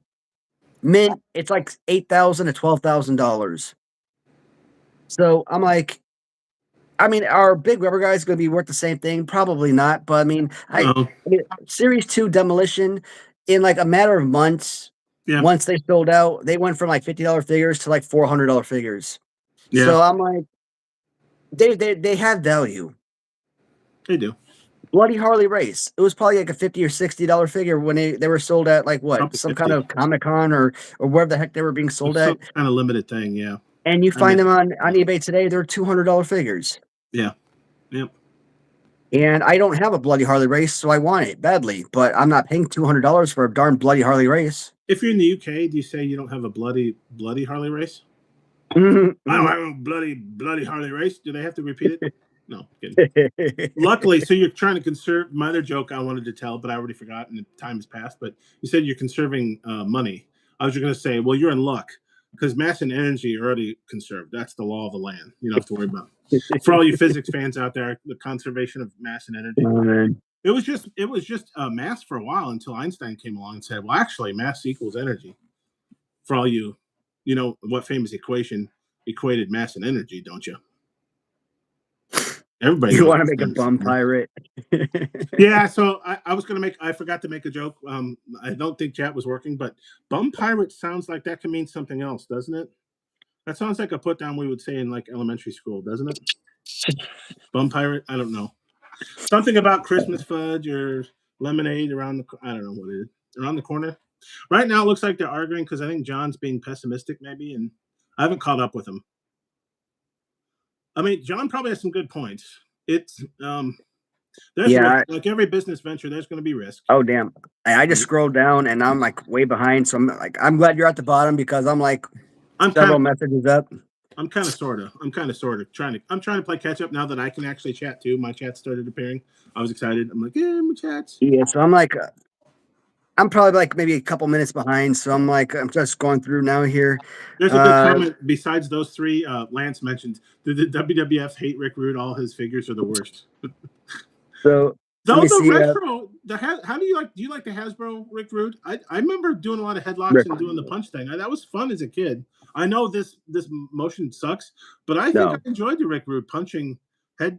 For some reason, I liked it. I don't know why, and I didn't even like no. Rick Rude as a wrestler. I've always said that the Hasbro Rick Rude, in my opinion, is the worst Hasbro. Easy. I liked I playing want with it though. I was one of those weirdos. Of course, what was the one that Kirk does? Kirk like the jumpers? He likes one of them that we also don't like the motion on. What do you remember? Is it a punching motion one? One of the motions he doesn't like. He liked as, or we don't like, but he liked as a kid. So it takes all kinds, well, right? he loves the Brutus Beefcake Series 1, Which the motion is jumper. he? Yeah, jumper. Yeah, I still don't like the jumpers, but Because it's like this ish, and I don't know weird hands. I mean, I don't know. Yeah, and see the problem is that figure is good for collectors, but not for people who want to play with them. The problem is the vast majority of this were sold to people who wanted to play with them. We weren't Yeah. collecting those. We were kids playing with these freaking things, right? You know, you're ahead of the game, Hasbro. They should have slapped an 18 plus on the package, and then we're like, oh, okay, that's for collectors. That's not for Yeah, people to play with. I always say, man, when I was a kid, 5, 6 years old, whatever, and I had Hasbros, and I was trying to play with the Series 1 Brutus Beefcake Hasbro or the Series 2 Jimmy Snuka. They were Oh, like the two most difficult toys in the world to play with. Uh, you could do the like splash. You could I do liked the Snuka characters splash when I at was a least, kid. right? I just didn't know how to play with those figures. Like they were so damn hard. Like I didn't know how to use them. Because Snuka's doing this with his hands upright, so you Yeah, could do the one splash. open hand, like And I yeah, think I remember doing an eye poke maybe with it. Brutus's hands aren't quite perfect, but at least I could like yeah. poke him in the eye. But I'm like, now what do I do? But it was nice. It came with the shears. They weren't for clipping hairs, but that way I could go out and like trim the bushes outside my house and stuff. We With never it. had that stuff. I mean, we never had any accessories. I don't know what happened to that stuff. You had it Whatever. for a day or two, and then you lost it. It got vacuumed up by your mom or dad or whatever. And When we were dog kids, ate it. I don't ever remember having any of that stuff. Not for a single second. I had it when I opened the package. Maybe a week later, I had it for a while. I think I was pretty good with that. I liked my wrestling figures. I kept them as good as I could. I can't say I kept them the whole time before I gave them away to my nephew years later. Yeah. But someone asked, so Glenn was asking about the Army figure. Oh yeah. Right now, I'm probably going to go back to the Army figure for Series 2. And in fact, right now, this is why I'm really excited for the release of Series 2, because I think Series 2 might be just as good as Series 1. That's why I can't wait for Series 2 to come out. Now, I was probably overly optimistic for Series 2 being released at the end of this year. I know that's not going to happen. Yeah. Very you get optimistic. almost Series 1 released by the end of the year. That's great. Yeah. That's great. If we can get Series 2 out at the end of the year, that'd be like, oh my God, amazing. But it's not going to happen. I know it. I'm really still be out before Power Town, so that's the thing that matters. Or Rush. If we look at how the figures are released this year, I kind of want to plan Series 2 to be released around the same time frame as next year. So let's say BBA figure, for example, is released in May. Just draw a date, just for sake of argument. Then we could probably plan, okay, maybe next year, first figure is out in May. Let's say this year, I'm trying to get the 2 and 3 figure released at the same time, because I'm going to pay for the molds at the beginning of March. Yeah. So, and then I'm going to get the 4th figure probably paid probably sometime at the beginning of April. At least right now, that's the plan. That way, they're all in production at the same time, or being worked on at the same time. That way, there should be no issue with them all being released in 2026. And at that rate, we should have the 4th figure released by December. Cool. Estimated. But at this point, we're only in February. So when you're thinking release in December, that to me is like a million years away. I don't want to wait December for the whole release to come out. Would it also be better to say, hey, hold on to all the figures and just wait till all of them are arrived and then release them all at the exact same time? But then I would say, no, don't do that, because if I am releasing them at $100 a piece, it would be better to release them individually, because that way it'd be more financially feasible for someone to buy a figure, one at a time than, try to buy them 4 at a time. Yeah, you save on shipping, but people don't want to wait. Like as soon as BBA is available, we're all going to want 1 or 5 or 12 of them or something. Right. But I mean, it'll cost more in shipping, but okay, it is what it is, but maybe we have to pay for the shipping. Yeah, you're going to get more sales, I would think, if you get them in people's hands sooner rather than later, you think? Yeah. Probably. But I don't know. That's a good point, though. But then you have all 4 available, so come Christmas time, maybe you can have a sweet 4-pack or something with a bum Christmas thing or something related to it. I don't know. But Maybe by that time you'll have some kind of chase poster or something you can sneak in there, or you can start your, what would you call that? Where you would intentionally say, no, make 10 of these with a purple mask, or change the right. You could do that for Christmas or something. Be like, oh, Merry Christmas! You got the chase BBA, you got the alternate, Damien Riot or something. But kind of sneak in that Bum Shadows Santa Claus figure or something for Christmas. I mean, that would be funny as heck. I mean, that would be so random. But you know what? Bum Shadows has made so many variants that everyone that follows the channel and it follows Bum Shadows channel, they know all about the variants. And I just think that would be just so fun to add as an inclusion. Yeah. And because we're going off the exact same mold, it wouldn't cost a fortune to make. So it'd be a simple paint scheme. Yeah. So Right. you wouldn't have to look at full price on that. I could probably drop the price on that too. Well, that's another selling point then. And all the kids love chase figures. I've talked to them. Hey, fellow kids, do you like the chase figures, fellow kids? And that's another thing I'm talking about. Usually when you see variants, a lot of the companies, big rubber guys, they do this and it drives me nuts. They'll release a bloody Ric Flair and they'll charge you $50. Then they'll come out with a green Trunks Ric Flair, for example, or a red Trunks Ric Flair for you, and they'll charge you $65. I think it was more, right? Even though it was an in-stock drop or whatever. And it's an exact same figure, and you're charging more money for the exact same figure, and all it is a simple repaint. Yeah. I'm like, dudes, I don't want to do that to anybody. Like, if it's the exact same figure, like if I'm releasing Bone Breaking Action and all I'm doing is, let's say I'm changing the lettering, and instead of green letters, I'm changing it to blue letters. Or the face mask or his face. Let's say the mask is exactly the same. All I'm changing is the paint on the letters. Why would I charge you?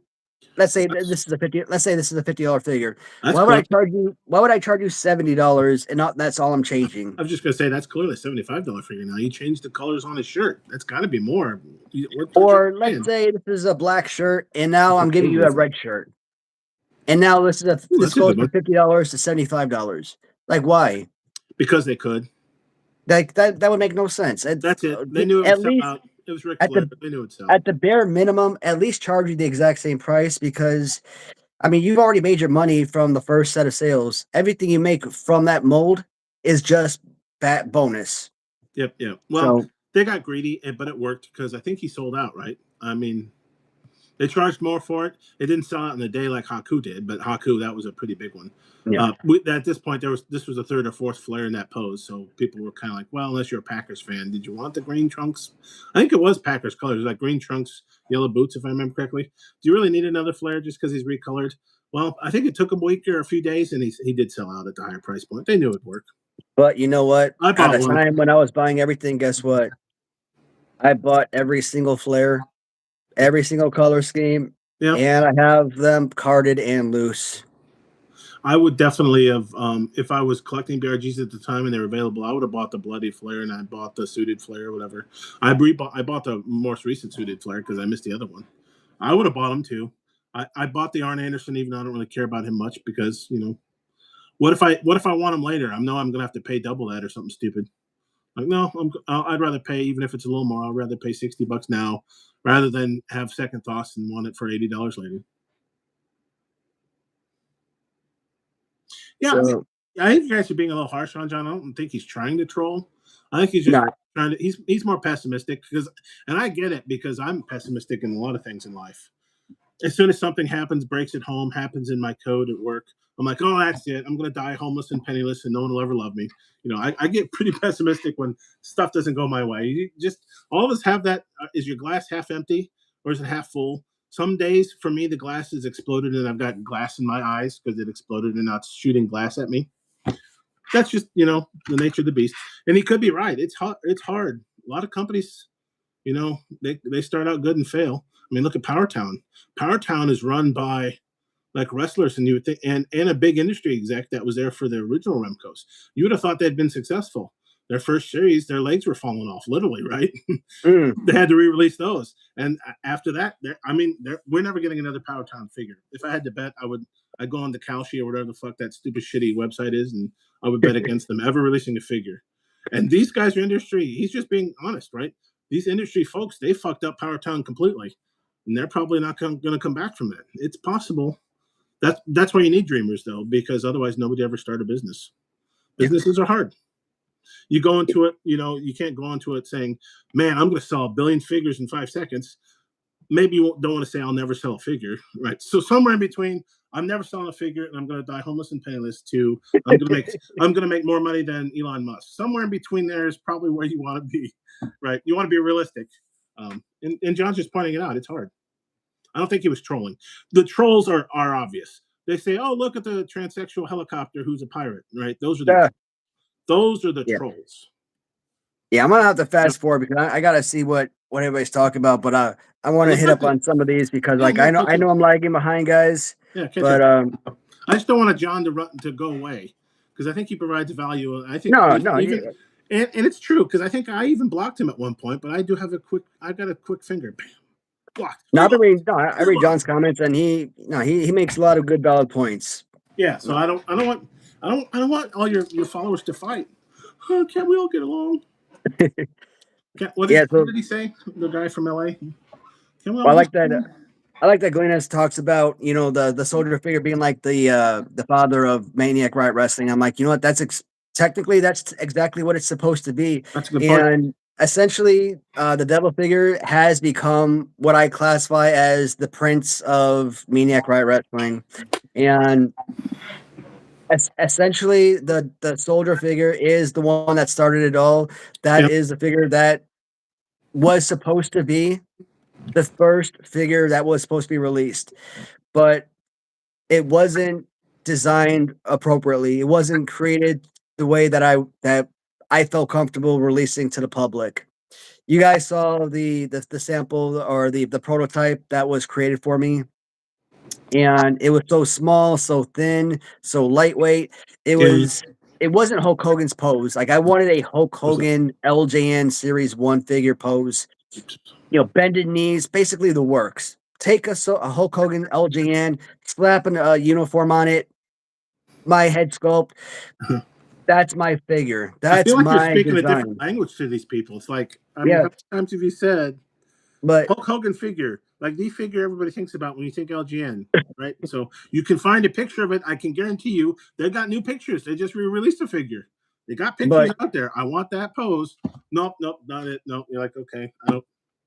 You're better off even the talking to AI devil at this figure, point. it was so completely Yeah. off from what I wanted. Like SD Jones choke slam with the Greg Valentine. He has left arm, but I couldn't use Greg Valentine left arm with SD Jones left arm. So I wanted SD Jones left arm with Greg Oh, Valentine with the right side. So this was my devil pose. have any figures had the gimmick of two left arms? No. Could you come out with a figure with 3 arms? You should be like the Toxic Avenger or something. And you guys Three saw armed what the figure, buddy. original prototype was, Yeah, and that figure was just so not even remotely close to what I envisioned. yeah. And even the new design, which is fantastic, it's still not quite what I had envisioned. But I mean, you look at the figure and it's fantastic. Like I said, it's perfect enough to the point where I'm like, you know what, we got to send this to the market. It's that good. Uh, Nice. as a resin figure, it's a fantastic statue, but when you put it in rubber form, it is going to be a uh, perfect rubber wrestling action figure. And I was concerned when I first looked at it because the way that the hands were out, I was Oh, worried that was going to be too much like the Jake Roberts LJN.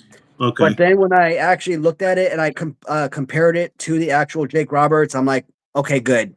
The hands weren't out far enough like Jake Roberts, so it actually is serviceable. Not quite SD Jones, but the hand is enough of a choke slam where it's close enough to SD. SD's his hand is kind of like just like this, and the devil his hand is just slightly turned, Oh, yeah. but Okay. it works. You know how Kyle Uh, Peterson has a book or two on like, was it on? Is it on OSFTM figures? Or I actually honestly don't know, and I watch his podcast a lot. You should come up with a book on like designing playable toys and action figures because you got a lot of theories and thoughts. You know what I mean? Like a lot of the books are on like you had on the Kirk's live stream from Friday. I caught up on just recently, just today. You brought out your what's it called, the Has book or whatever it is, Yeah. right? You should write a book on if you want to write a book. I always thought it'd be neat to write a book, but I don't have anything. Uh, Ironically, I have nothing to say. But you should write a book on like a theory and practice of like how you should design your action figures to be playable. You got a lot of interesting thoughts, and you could draw allusions to all the different figures you've bought and collected and looked at and thought about and sold and resold and all that stuff. Yeah. So just to respond to John right here, you asked about a GoFundMe. John, actually, yes, multiple times. So I forgot who it was, but somebody actually brought this up to me several months ago about signing up for I GoFundMe, guess you could. and I actually felt kind of embarrassed, signing up for it because like I had no idea about that program. I mean, I've heard about it obviously, but you know how I think a lot of us we're very proud, right? Yeah. And Yeah. No, I get it. we want to we want to try to do things ourselves, and we feel we have pride, and we're embarrassed to ask others for help and whatnot. But I realized that this is a very expensive venture, and I couldn't do it myself. Yes. So yes, I set up a GoFundMe on a multiple. I created multiple GoFundMes for the BBA figure. I did one for the devil figure. I think I created one for all four figures. This one when way back when I initially got all figures in, I created one for that, right? And the first one I created, I got like $50 for it. And Bone Breaking Action actually I think did actually invested like half the money for that. So basically, no, I wasn't getting donations. So the first one, like I said, the first one I set up, I got like $50, and all the ones I set up after that, I had them up for several months. They got no donations. I put them up on Facebook. I put them up on YouTube. I put them up. I think I put them on Instagram maybe, and the TikTok. Put them up on TikTok repeatedly. Um, some sites here in Kentucky, I put them up there as well several times. So I loaded and reloaded several times to try and advertise. No dice. So after a while, I'm like, you know what, this isn't going to work for me. I ended up deleting them. So I honestly have no idea how to advertise something like that for myself. Yeah, I don't So think I ended so up. either. I'm not So sure either. I, Yeah. Yeah, so I try my best to use that platform, to see if it would help me out, but No. I think unless you're, like, really struggling, like, me if you like medical help or something, I think That's that's usually. what a GoFundMe is for, but if you're, like, someone who's trying to start a business, I don't think that's something that people are really gonna, look to invest in, if That's that the makes only. sense. Yeah, yeah. That's the only time I hear GoFundMe because, in fact, famously, two celebrities that died this month had GoFundMe's: James Vanderbeek and Eric Dane. And people are, Yeah. hey, wait a minute, why are these celebrities? And I mean, it sounds like there's some truth to it. If you think of James Vanderbeek, he hasn't done a lot of acting recently, and he had, colon cancer, I think it was. And so I get it. Plus, health insurance in America is still not perfect. But usually it's for common folks because I have a friend from my younger elementary school, junior high. She just had some brain surgery, literally, and so she started to GoFundMe. I'm like, yeah, dang. But then at the same time, I'm thinking, didn't you just go on vacation just a couple months ago? I feel bad even thinking that because I mean, brain surgery can't be cheap. I could imagine doing brain surgery on someone. That's not a skill everyone has. Now, rocket surgery and brain science, maybe, but fourth monster. Yeah, it was a callback because it seems like the last few times Bum was drinking, it was called Strawberry Dreams, wasn't it, Bum? I haven't drank Monster in forever because I get enough Oh, dude, caffeine through yeah. coffee. I'm But he's freaking had jealous of that. I Strawberry keep Dreams a few seeing that times, so damn pink that's my monster. callback. I'm like, I want that strawberry drink. Do they have a zero version? Because that's the only problem is that when I drink crap, at least I want fake sugar that'll give me cancer rather than real sugar that'll give me diabetes. I'm choosing cancer, damn it. I want to keep my feet until I can die of pancreatic cancer or something. Something trendy like the kids are dying from. But no, it is true. I still drink soda. I'm one of those folks, and I always drink like Pepsi Zero, Coke Zero, or Zero or whatever. They do have oh yeah, good. So they do have one. I should look. I haven't bought Monster in forever because I also drink a lot of coffee. So I'm like, do I want more caffeine? My heart probably wouldn't. My blood pressure and heart probably wouldn't appreciate that. So I'm like, well, maybe I shouldn't. Because in fact, for a while, a buddy of mine was like, oh, you got to mix. I think it was Tito's vodka and Monster or Red Bull, whatever your energy drink of choice was. And I got into that for a while. I'm like, this doesn't sound good at all. This is probably going to kill me, isn't it? Mixing an energy drink and booze. Like maybe I should just drink scotch and coffee like a man from the 50s or something. Because back then women couldn't drink. They wouldn't let you. I'm just kidding. But I'm a coffee drinker, so I'm like, I probably shouldn't switch to Monster at night. I should probably cool it a little bit because I get caffeine also accidentally through soda. And occasionally tea at nighttime. Instead of booze, I'm trying to watch my booze intake, so I'll switch to tea. Just something that's not water, basically. You get sick of water after a while. Strawberry Dreams. They should make a Caviar Dreams Monster in honor of what's his face. I can't remember his name. I only remember him from one of those WrestleManias, 4 or 5. It's Jim, the Big Texan of Earth, of Farth. Cancer is still real to me. I can't tell. Should I not laugh at that joke? Does everybody Man, get I'm just scrolling through. I think I'm almost caught up with all the comments. BBA with Damn the inside deep cut. Cancer. Man, it got like really freaking heated in the comments. Yeah, I kind of skipped all the over the heated stuff. I just like, it's not a big deal. John's just trying to be a little more pessimistic. You need a little bit of. I think John left though. I feel bad. Yeah, Strawberry Dreams is. Oh, they do have an Ultra Strawberry Dreams. That's good to know. Or maybe it's bad to know because I might buy it. Like I'm trying to avoid candy, but I think it was the local grocery store. This week's ad started advertising Easter candy. I'm like, oh, son of a bitch. You're going to get me to buy jelly beans, aren't you, you motherfucker?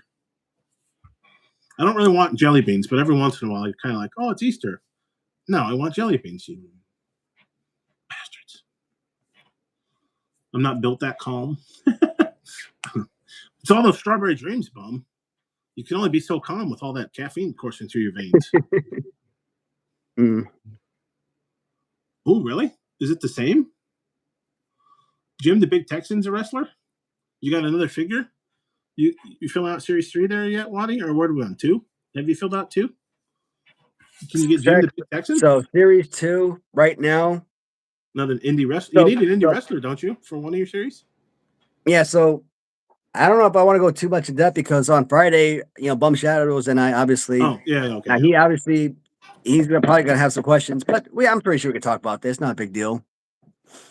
So Series 2, obviously, I still want to reintroduce the soldier figure.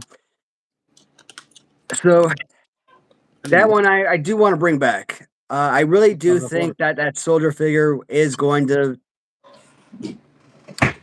I don't want to give up on the soldier figure. I want to bring it back. I want to make that soldier figure because even if it's not of me, look at the referees from LJ in Series 5. The blue and white shirt referee. They're just generic referees. You don't have to look at them as the Hebner twins or anything like that. They're just generic pieces, right?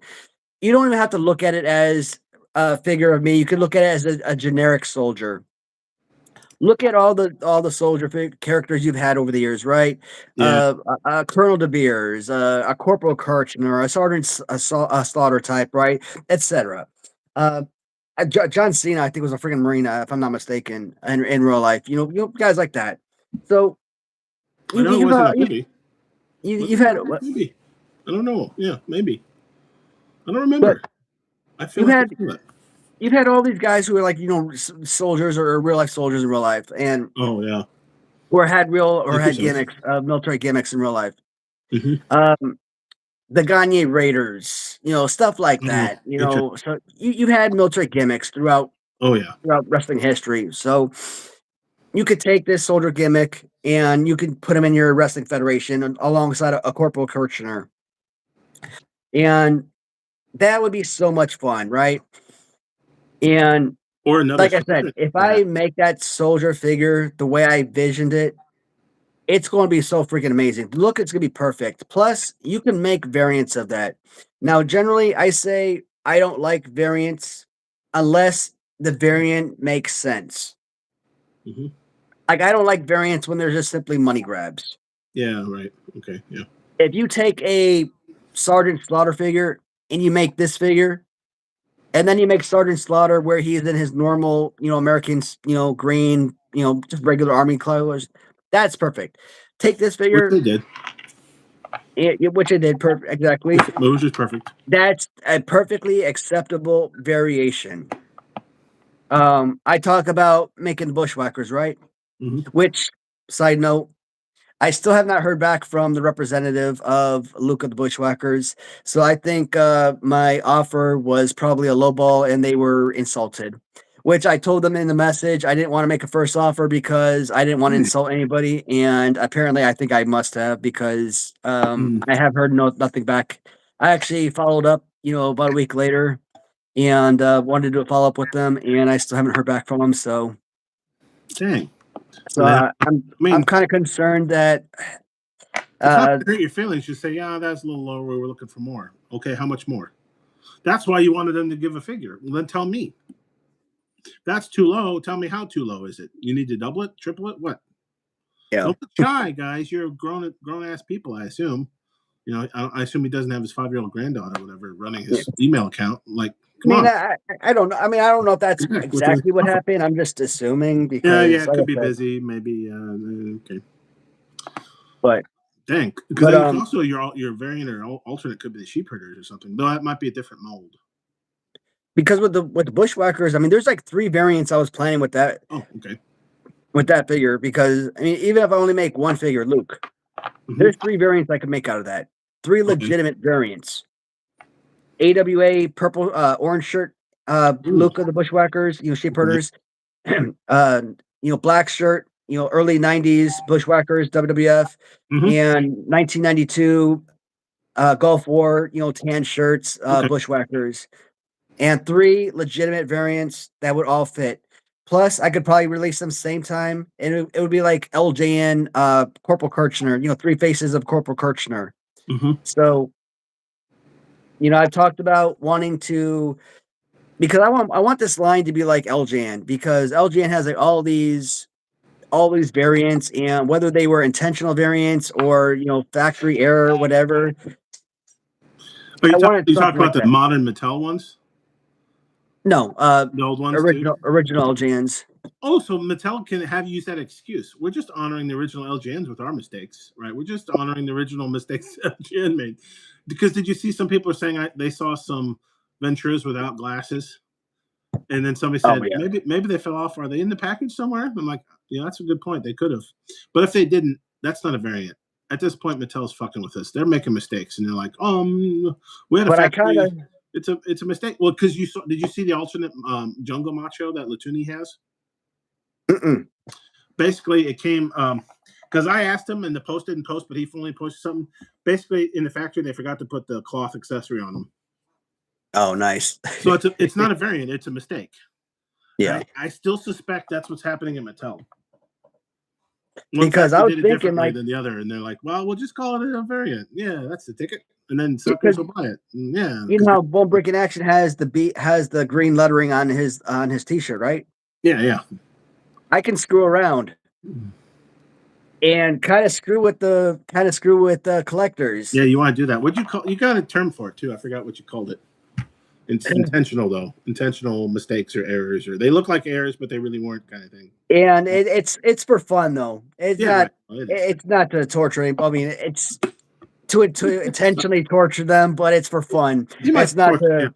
Yeah, to it's a it's rib. to it's A for fun rib, though. as the wrestlers would say. It's a rib. You're torturing for fun, not you're ribbing. you know, um, let's say I'm planning on releasing 250 figures, but maybe I'll order an additional 50 figures and I'll have them intentionally paint like maybe like teal green or something, or Okay, maybe like sky blue instead. some And of that's someone will kind of get it. close to the original color though, so it looks like a mistake, not like an intentional Yeah, so choice. like it'll be like such a or maybe I'll put like white wristbands on the figure or something, something like that. Yeah, And so people like be watching the reviews and be like, "What? Why does everybody have like a green green shirt and I got a blue figure or something. And then they'll realize they got this super unique rare figure that nobody else has. And then I'm like, oh my God, this is crazy. Now, if they can decide they want to go on eBay and try and sell that thing for some, $200+ $500, what, because they got some super rare, unique item, that's on them. If someone wants to pay that, I mean, I can't stop them, but No. I mean, but that's what I'm talking about. That's what I want. I want to have those errors like LGN had and those variations, that super uniqueness, like Series 4 Killer Bees when not was it Bree, yeah, I think B Brian Blair. He has a all Bees. yellow trunks variant, and then he has a yellow trunks variant with the black stripes Oh, on it. okay. So I want something like that. I don't want everything to be perfect. I want it to have those randomness, like those one-offs, like Oh, those oddities. hmm. Yeah, you had a good term for it. I can't remember what it was, but so your original idea was you're gonna have like a package of two, right? Like the heel and baby face in the same package kind of thing. I wonder I if mean you could do that with your army that figure and your if you could sign him Sergeant Slaughter figure. I mean that's what I wanted, but I mean, you can't. It's too big. The figures are too big, Will it and be that still that too would be big? Okay. possible. Yeah. But you could start a That whole military line with Sergeant Slaughter. I wonder if he'll be. That'd be pretty cool. Yeah, actually, didn't Kirk say he knew someone? That was in your video from Friday, right? Kirk might know someone, right? about who knows Sergeant The Slaughter. Slaughter, yeah. Because I literally right before this just watched it. I finally caught up. I was catching up on my YouTube and while I was doing chores between work and work dinner and tonight's show. That'd be kind of cool. No mercy. Well, that sounds like a Karate Kid. Wasn't it like there's no mercy in this dojo or something? Let's see what we got here. Out there, curbing jabronis. The jobber GI jabroni. GI jabroni. Hey, bum man, no apologies, bud. You're good. Or if you're Nirvana, all apologies. Oh, I missed Kelvin's question. Did he go away because we didn't answer? I don't think chat was working. It just reminded me. Kelvin had a choice up here somewhere. Now my brain's slow. My brain's buffering. My head's too filled with stuff, or I don't know. I could use a computer metaphor, but I don't want to scare away all the listeners. I think I'm falling behind again, so I got to go back to the comments and make sure I'm not missing anybody. Yeah, I think Jim right. It wasn't like McDonald's where you get a Big Mac at McDonald's in Chicago or Poughkeepsie, it's going to taste like a Big Mac. There was some factory skew on the original LGNs, if you like that word skew. And I'm not just trying to say school with JR's voice. Well, back in skew. No, I'm not. But this was all Scotch, and it was filled. Now I did use some ice, and it's a blended Scotch. And I started day drinking early. I actually had a teeth cleaning at 3:00, so they took time off from work, and they canceled it this morning. So I'm like, well, fuck it, I'll start drinking early. So it's all poon. Are you trying to say poon kipsy, BBA? Was that what or Poughkeepsie? That's my funny joke because remember for a while there was like a CSI everywhere, and I started saying like this is getting ridiculous. Pretty soon there's going to be like CSI Miami, CSI New York. There's going to be a CSI Poughkeepsie. Like how much happens in Poughkeepsie that they can have a whole crime scene investigated unit on it? Yeah, day drinking, not yet, just in my liver, but yeah, day drinking. So yeah, I've had a little bit to drink, and I had unfortunately, since that was canceled and I left to work early, I was going to pick up. There's a Chinese place right next to that dentist, so I ended up eating too much Chinese food for lunch. So I had an early dinner essentially. So I'm filled with Chinese food and Scotch. I came here to kick ass and drink Scotch, and I'm all out of ass. Scotch. Insert gum. Damn, I finally caught up. Did you catch up? I finally caught up to Mustard's last comment there. Cheers, bud. Shoot. In honor of Ross, we need an old mayo to go with mustard. I haven't seen Ross in a while. He hasn't. I don't think he's popped up today. No, not just yet. So I'll save my mail material, like Jim Gaffigan. I'll save my mail material for when he shows up. We're going to talk about bacon or pie instead, or Hot Pockets. Man, Hot Pockets.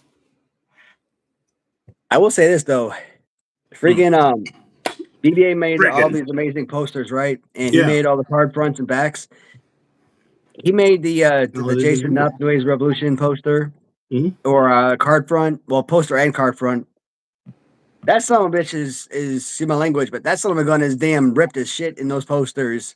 And I'm like, damn, I might have to have him redo my poster and make me freaking buff as hell now because shoot, freaking Jason looks like freaking Arnold Schwarzenegger times 12. I mean, yeah, if you're going to make a figure yourself, I'm going to have an 8-pack, a 10-pack, a 400-pack, whatever the fuck, however many muscles you can fit. All of them, my muscles are going to have muscles. Fuck yeah. I'm fantasizing about my figure right now. I'm going to make him buff. No, I'm not going to be like, no, let's make him a 400-pound couch potato who lives in the basement, right? You know, I'm not going to make a figure like that. I'm going to be a buff guy who can slay dragons and stuff. Or whatever. Dude, I watched this because when I looked at his figure originally, like I was kind of like thinking of the original poster design that so and so came up with. He kind of reminded me of like Randy Orton. Voldemort? He shall not be named. Oh, Randy Orton? That's pretty good.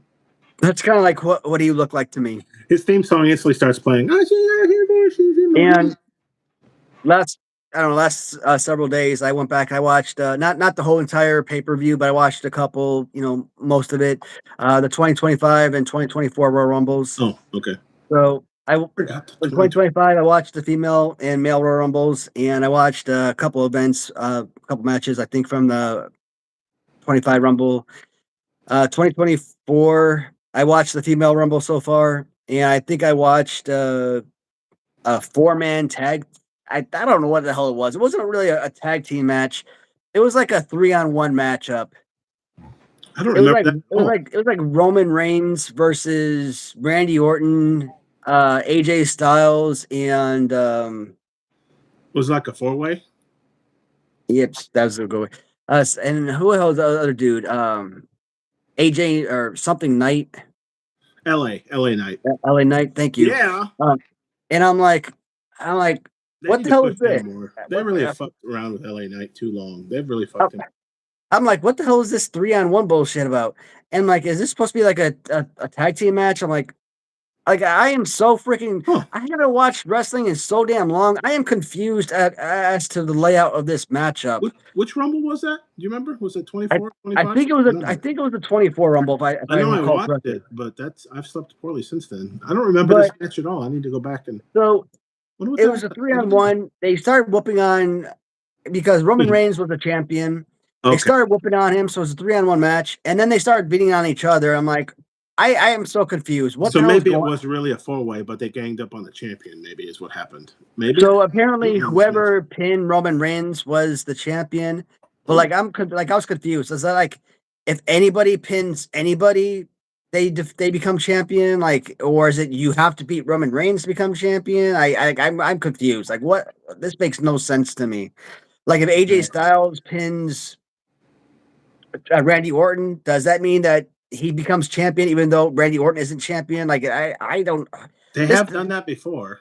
This whole layout doesn't make any damn sense to me. Who ended up winning? Roman, probably? Yeah, Roman Reigns ended up winning the matchup. It was like a 30-minute match, and I'm like, wow.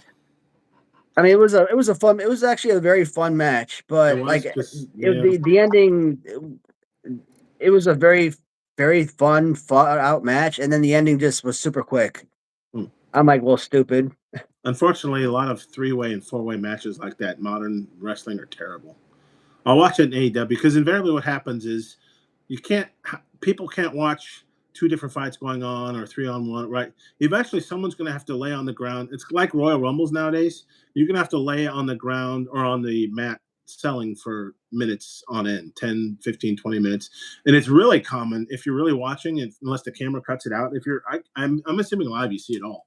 But you'll see somebody just kind of sitting, like kneeling on the apron, looking, waiting for the time that they're not supposed to be hurt anymore and jump back into the match, right? Because it's all scripted. And it's those kind of tells that it's like, I know we all agree it's a magic act. It's not real. It's predetermined. But can we at least keep some kayfabe going on here?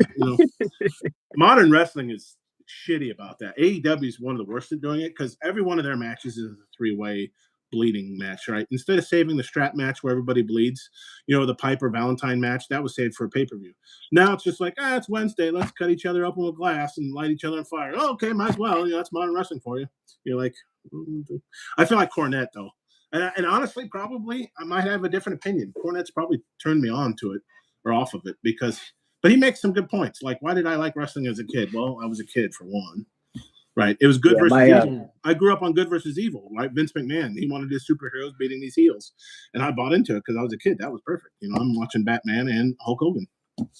Yeah, my wife went out to get her hair done yesterday, and I'm like, you know what? This is a good time to pop in the 24 Royal Rumble. Think and I should I'm do like, the same? Maybe I should. And so, my hair did.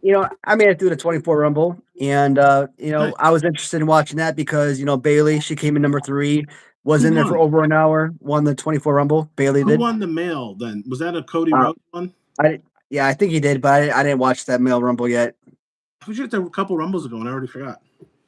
And so I made it through. So I watched that. Got through the first match, which was that 4-person matchup.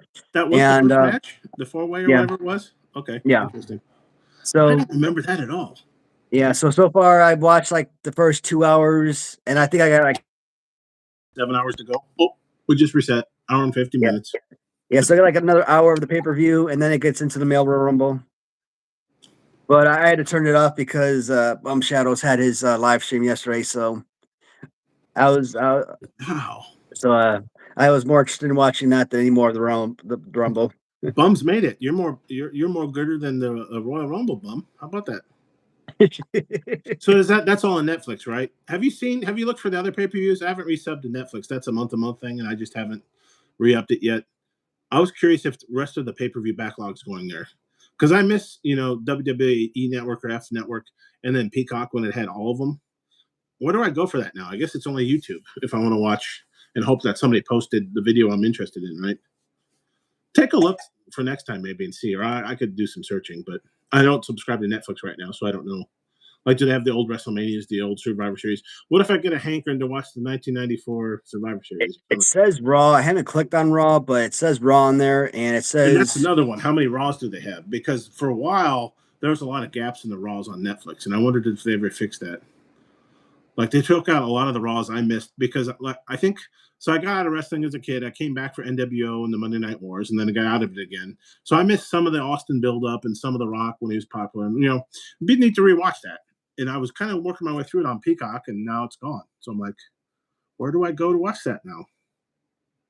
I don't know. I don't know if I can go to Netflix. I guess I have to steal it like a pirate, I got to sail the seas. I assume there's probably websites out there you can steal it from. I haven't looked in forever.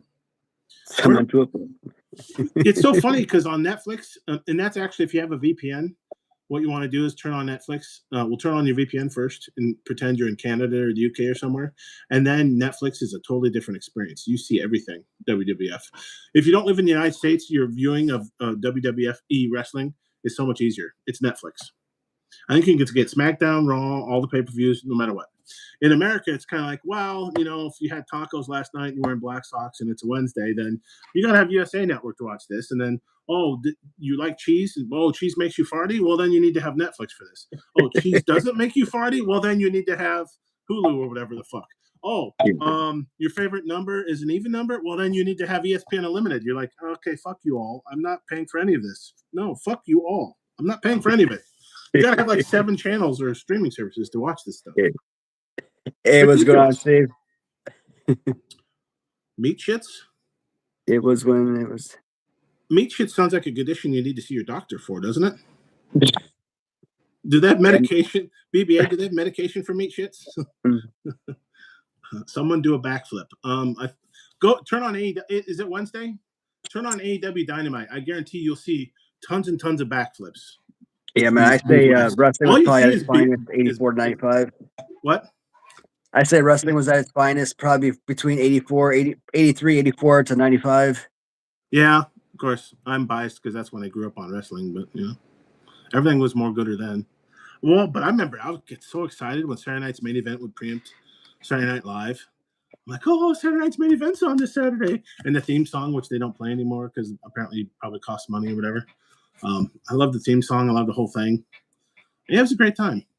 I'm so freaking disappointed. I was going through my phone, not really going through my phone, but when you're flipping through your phone, I don't know what they call it, Discover or whatever, that tells you the news on your phone. And I Oh, found out that Liv Morgan won the 2026 Royal Rumble. I'm like, damn it, I didn't want to yeah, know she that. did. Yeah, she did. Okay. I didn't want to know that. I wanted to be surprised when I watched next year's Rumble, well, technically this year's Rumble, but Is next that year when it's available. because 2026 Netflix right now doesn't have this year's Rumble, right? Because No, ESPN, I think yeah, it's ESPN Unlimited has it, right? Because we're in America and it's all over the place. Yeah.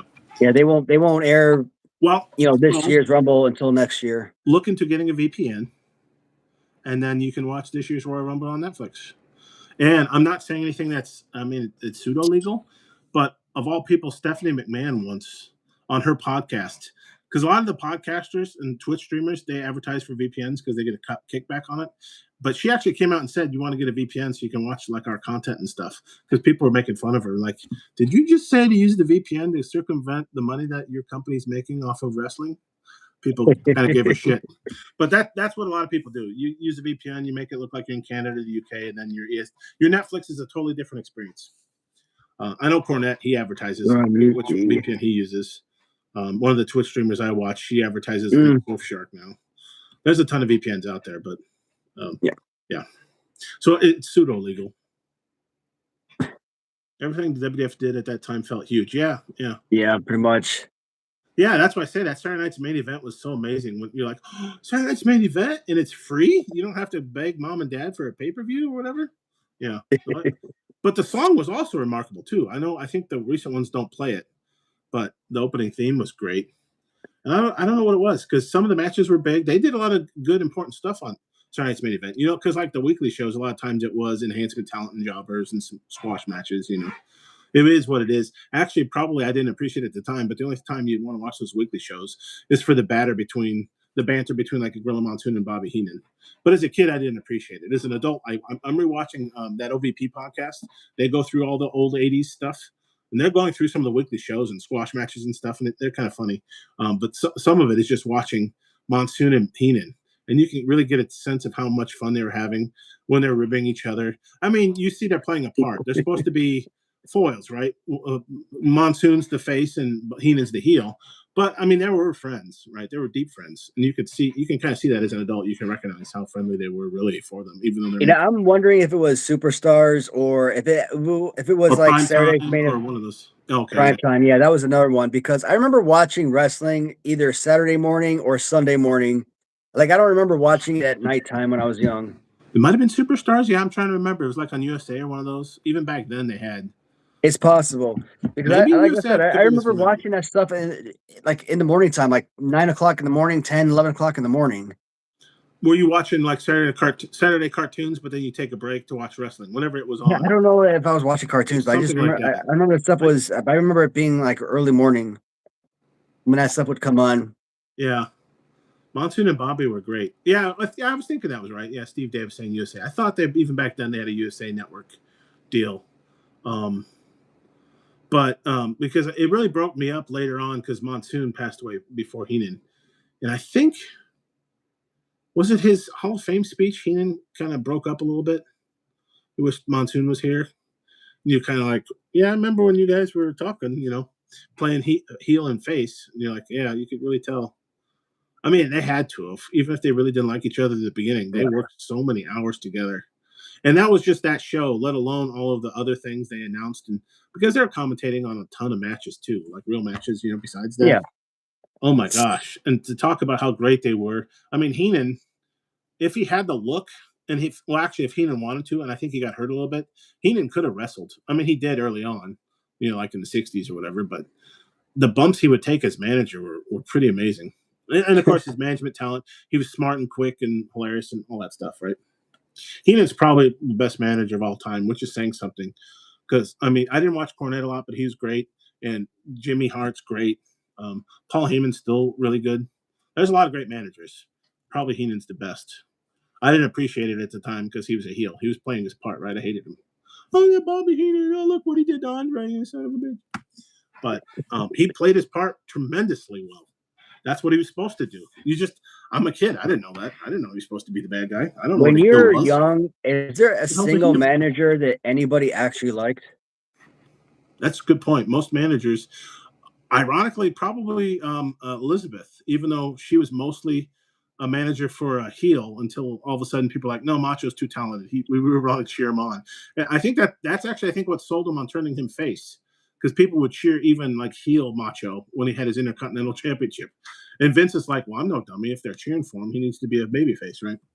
And I think it was perfect timing because Hogan wanted to work on his acting career. So like, okay, let's have Hogan drop the belt up to Macho as the new face, but how do we do that? And that's when they came up with that, Andre the Giant and buying the title, and we got to vacate that and have a tournament. It actually worked out really well until the next I year mean, when I think Hogan's acting career didn't take off and Hogan was back, and they're like, okay, now Macho has to turn heel again and drop it back to Hogan in WrestleMania 5. You're kind of like, well, that was pretty quick. I mean, like the VA said, Lou Albano is probably like the only person I could possibly think of. I've only And really remember him, but you know what his excuse was for turning face? who, Lou They said Albano? something like it was like something was wrong. Literally, it's almost like Waterboy. Something was wrong with his medulla oblongata. I don't know if that's what they said, but they did, because I'm watching. I forgot about it, but the OVP podcast thing, they actually were showing the episodes when it was happening, and they're talking about it. And they're like, "Oh my god, they really said that." Yeah, it's like, "Oh yeah, there's something wrong in my brain." And I see what Cyndi Lauper, because that's at the time when the rock and roll connection was going on, right? Oh, Cyndi Lauper's actually doing good stuff and raising money for, I think, like multiple sclerosis or one of those diseases. And all of a sudden, he turned face. I forgot he was even a heel manager at one point, right? He was actually a heel manager first. Kind of weird. And actually, I think he was a heel manager when Snuka was a heel, if I remember correctly. I could be wrong, but that's like early 80s. That's even before my time watching WWF. I'm only rediscovering it now because I think these guys went back to like 82. I mean, it's like real early wrestling before I even paid attention, right? Before Hogan. I wasn't even there when Hogan won the title, right? It was later on I discovered wrestling, and Hogan had already beaten Iron Sheik, and he was champion when I first started watching wrestling. So I missed all that. So it's kind of neat to see that come back, I mean, maybe later on when he became a good guy, maybe, Reverend Slick, when, he took over Kamala after like Kimchi and them, maybe like when they and Harvey Whippleman like betrayed Kamala. Yeah. Maybe people like root for like Slick at that point. Maybe you could say something like that. He was Possibly, a better heel though, wasn't he? Slick was definitely better. But like, I mean, really, not really. Like, I mean, when you said Elizabeth, like that was really like probably the only person I could like get behind. Lou Albano, nah. I mean, for the most part, not really. Yeah, even when Lou turned good, I'm kind of like, yeah, I don't really care about him. But that was, like I say, I was early on. I was still learning wrestling, because I think Lou got out of wrestling, pretty early, like mid 80s. I mean, you're supposed to hate Brother Love, right? Great character though. Bruce Pritchard, that was his idea too. I know he gets a lot of shit because some of his ideas aren't great, but Brother Love is a great character. Yeah, Brother Love that bothered the hell out of me. But he's a heel character. He was doing his job, right? Yeah, you're supposed to hate him. He bothered the hell out of me. He played it perfectly. I love you. And the red is like red. What did he melt red hots and threw them on his face or something? Like, how did he get his face so red? The makeup. That was perfect. The red face and the white suit. Oh, no, it was great. I'm not even a big Bruce Pritchard fan, but it was his idea, I think. He pitched to Vince, and I don't think Vince was sold on it until Bruce acted it out and sold Vince on it. And no, it was a great character. Brother Love was a great heel, but no, yeah, I hated him. Well, it was fun though, because sometimes you'd have heels on, sometimes you'd have faces on. It was like the what do they call those like little skits? Oh yeah, nobody. I don't know if anybody liked Sir Oliver Humperdinck. Well, no, that wasn't his name, was it? That's the musician, isn't it? Humperdinck. Who are we thinking of? Am I misremembering? Because a comedian of mine, Eddie Izzard, has a skit about that, a joke about like, how did he come up with that name, Humperdinck? What were the names he came up with first? Sir Fritz Bumwalla, Engelbert Slapdyback, Engelbert Sir Fitzy Bottoms, Engelbert Humperdinck. No, that one. That's the name I'm going to use. Misremembering, yeah. Awful looking. No, it was a gregreat look though. I mean, it was perfect for his gimmick. Just remembering. Your steroids kind of messes with your brain a little bit. It's not all. I'm thinking of who was the manager. Because I think Tony's calling it out, but you remember he looked funny. Nobody really liked him though. What was his name? The Humperdinck though. Damn it. I think I know what Tony's going with, but I think Humperdinck was the musician. Can anybody help me out here? Paul Bearer. Oh yeah, and it's great when you find out that he's a real life. He had a degree in mortuary science. He was a real life funeral director. Oh, that's crazy. But he started in wrestling first. He only went to mortuary after I think he started a family and said, "Well, this traveling and stuff is not for me. I'm going to go into mortuary science." And then I don't know how he came back to wrestling, and of course, it was perfect because I think. Well, I mean, like Mark Calloway was just starting out, The Undertaker. I think he could have talked, but maybe he still couldn't talk. But when they had the Undertaker gimmick, they're like, "Well, no, it was perfect. They don't want the Undertaker to say anything, right? That was great for his gimmick." For the first however many years. So he needed somebody to talk. And that was pretty common. That's why a lot of people got managers. Because they're like, he can look the part, he can be a great heel, but he has no promo skills, right? Because wrestling's such a unique skill set. So you give a manager to him, typically. This is the theory behind wrestling I didn't really know until I started growing up, right? And listening to all these podcasters and stuff. You're like, oh yeah, that's why if you really think about it, most of the people that had managers, other than Macho, I'm not sure why they gave Elizabeth, other than maybe Macho was just looking for a job for his wife at the time. It's usually somebody who can't talk. Of course, Macho never had that problem. And in fact, they talked about, I think, Rude and Heenan. I think Rude, maybe their relationship was a little bit rocky because Rude didn't need the help, right? Ravishing Rick Rude, he had his own gimmick. He could have done that by himself. But maybe at the time they're building stables too, maybe. I don't remember exactly how Heenan got Rude, but Rude didn't need the help. Other people maybe did, like Hercules was never a big talker. Probably in the later years, they probably just needed, it was a good story for Andre to go with Heenan to go against Hogan, but a lot of them really, they couldn't speak, so they had to give him a manager. Though it was weird when I think Vader was in the WCW and they gave him Harley Race, because Harley also isn't a big talker. So you're kind of like, so who's talking, Race or Vader? Who gets to talk? Neither of them. I think it was short-lived. Elizabeth. Heyman's definitely. No, Heyman was great. Yeah. I think I remember who told that story. Maybe it was Heyman, so grain of salt. But I think he literally snuck into like a WCW or whatever. It could have been Florida or wherever Dusty was booking, I think, at the time. And he snuck into like a booking meeting. And apparently Dusty liked him, and that's how kind of Heyman got a start. Because Heyman, like Cornette, started as a photographer, a ringside photographer, I guess. Nice. Kind of interesting. A lot of them started that way, I guess. Kind of interesting. Yeah, okay, in that order, Heenan probably. Yeah, Cornette. Is it Humperdinck? Because isn't there a musician? Is that the same guy? Engelbert Humperdinck. Is Oliver? Did they share the last name? Did Oliver, the manager, Oliver Humperdinck? Because I'm trying to picture that. He was picture in my head, and I can't. Goofy-looking fat I can't guy picture him. Goofy-looking fat guy, but I can't remember. Was he also a Humperdinck? Maybe. I'm picturing it like an older gray-haired guy. Myself, but he was a Humperdinck. John J. Sutton. Yeah. No, you got it. It is Humperdinck. So Engelbert Humperdinck, isn't that also the?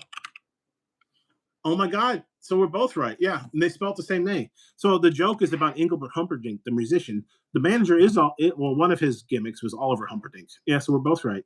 Because as you said Oliver Humperdinck, I'm like, that sounds right, and I know who you're talking about. But then I had doubts because I was thinking of the Engelbert Humperdinck joke that Eddie Izzard tells. And so I'm like, is it not Humperdinck? Yeah, they're both Humperdinck. How did you get to that name? I assume Oliver is based off the musician Engelbert. But he has a whole line of like, well, how did you get to the name Engelbert Humperdinck? Because he's got like, Engelbert Humperdinck's real name is like Jerry Dorsey or something like that. Well, so how did he come up with Engelbert Humperdinck to be the musician's name, right? I think he said something like, I wanted to be in the room when he was working that one through, because he's a British guy, so he's a way with words. And the names he came up with, the fake names he came up with before he got the Engelbert Humperdinck, he would say one after the other. It's like Engelbert Slapdybacks or Fritz Bamwala, Engelbert Humperdinck, Dingle Fitzy Bottoms. No, go back one. That's the one, Engelbert Humperdinck. The way he tells it, of course, is better. But you got to think, like, how did he come up with Engelbert Humperdinck as his name? So I wonder if Oliver Humperdinck was based on that then. But it's definitely Oliver Humperdinck, yeah. I vaguely remember him, but I don't think a lot of people liked him, really, right? I don't remember a lot of people really liking him. Oliver Humperdinck. John J. Sutton was his real name. Born in Minneapolis, so he probably did a lot of AWA stuff too, I assume. Jim Crockett. I respect them. Francophone. Man. What am I missing? I'm missing some stuff. Yeah, he didn't. Oh man, such good stuff. And Paul, yeah, you gotta put Paul Bear up there. He was great. Maybe if he had a longer career, I don't want a short champ because Paul Bear and Undertaker are a perfect match though, so you got to give him credit. Oh yes, he's got to be up there. Trying to take us another 5 more minutes. Take us to about 2:15, or about 2:15. Humperdinck smelled like poo poo. That sounds like a sign that I would do as a kid. If I was going to like a live house show, you make a sign, right? And hopefully he's managing that night and like, your butt smells like poo poo. So 10 more hours, you said? Take us about 9:15. That way, it'll put us at 2 hours and 15 minutes. You got some Survivor to watch, or what are we watching tonight? Actually, might as well because we're on the season 47 season finale. So already?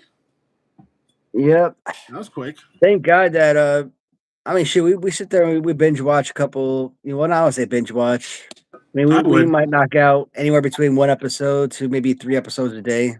That's the only way to watch TV anymore, isn't it? Binge watch. I actually will wait a couple weeks so I can binge a show. It sucks when you only have one show to watch. You're like, I'm going to wait a bit so I can watch a couple. I mean, the last season I watched. I'm only 47 seasons behind then on my Survivor watching. So I never watch it. Like, I never watched Survivor before. Like, I didn't start watching. Like, I think the first time I ever watched Survivor was when I came home in like 22. So, yeah, 2022 is probably like the first time I ever watched Survivor in my life. Yeah. No spoilers, Waddy. Me and Steve are 47 seasons behind, so don't spoil anything. I think The Rock won season 13. Maybe a Stone Cold won season. No, that's wrestling. I'm sorry. But yeah, do they have all of the seasons out there? Actually, I haven't looked at probably Paramount or one of those streaming services. I've never looked. They probably do. And I think my wife and I, we started watching like, let's say season 37 once on like, let's say Hulu. Just randomly. We watched probably like 2 or 3 episodes, and then we went to watch the episode again, and the season was gone. So they do that. Some of the streaming services are annoying with that. Yeah. So like it'll have, let's say on Hulu, it might have seasons 31 through 39. Okay, yeah. And then you might go back to it the next day, and then season 37 is gone. So like it'll still be 31 through 40, but 37 will be gone. Do they ever take out episodes of a season though? Like even no, if it has a season, it'll still have the episodes. But I've seen that before on some TV shows, the scripted shows. Every once in a while, you'd be watching like season 4. Not surviving. Oh, that's true. That's pretty funny. Yeah, definitely watch Friday. Pause your Survivor on Friday. But I've had a few of them where you're watching season 4, and they have like episodes 1 through 5, and then 6 and 7 are gone, and you're like, what? Why are they not? What's going on here? Or I think a lot of times when I don't want to watch and I want to fall asleep, I'll watch like old episodes of stuff I like House or Monk. And I think they both left Peacock recently. And so people are scrambling like, oh no, where do I watch reruns of House and Monk? I think House is now on Hulu, maybe? I think somebody said Monk's now back on Prime. That's the only part about owning the discs would be useful, because then you wouldn't have to worry about what streaming service has it. But honestly, if House disappears again, then there's always something I can find to watch. Maybe it's not exactly House, but I'll just watch something else. But it does get annoying when you're kind of like, oh, I'm watching Survivor season 37, and then you check tomorrow and it's gone. And you're like, it was just. But my wife, she's watching this other series from Mr. Beast. I think it's like Inspiring Stories or something, right?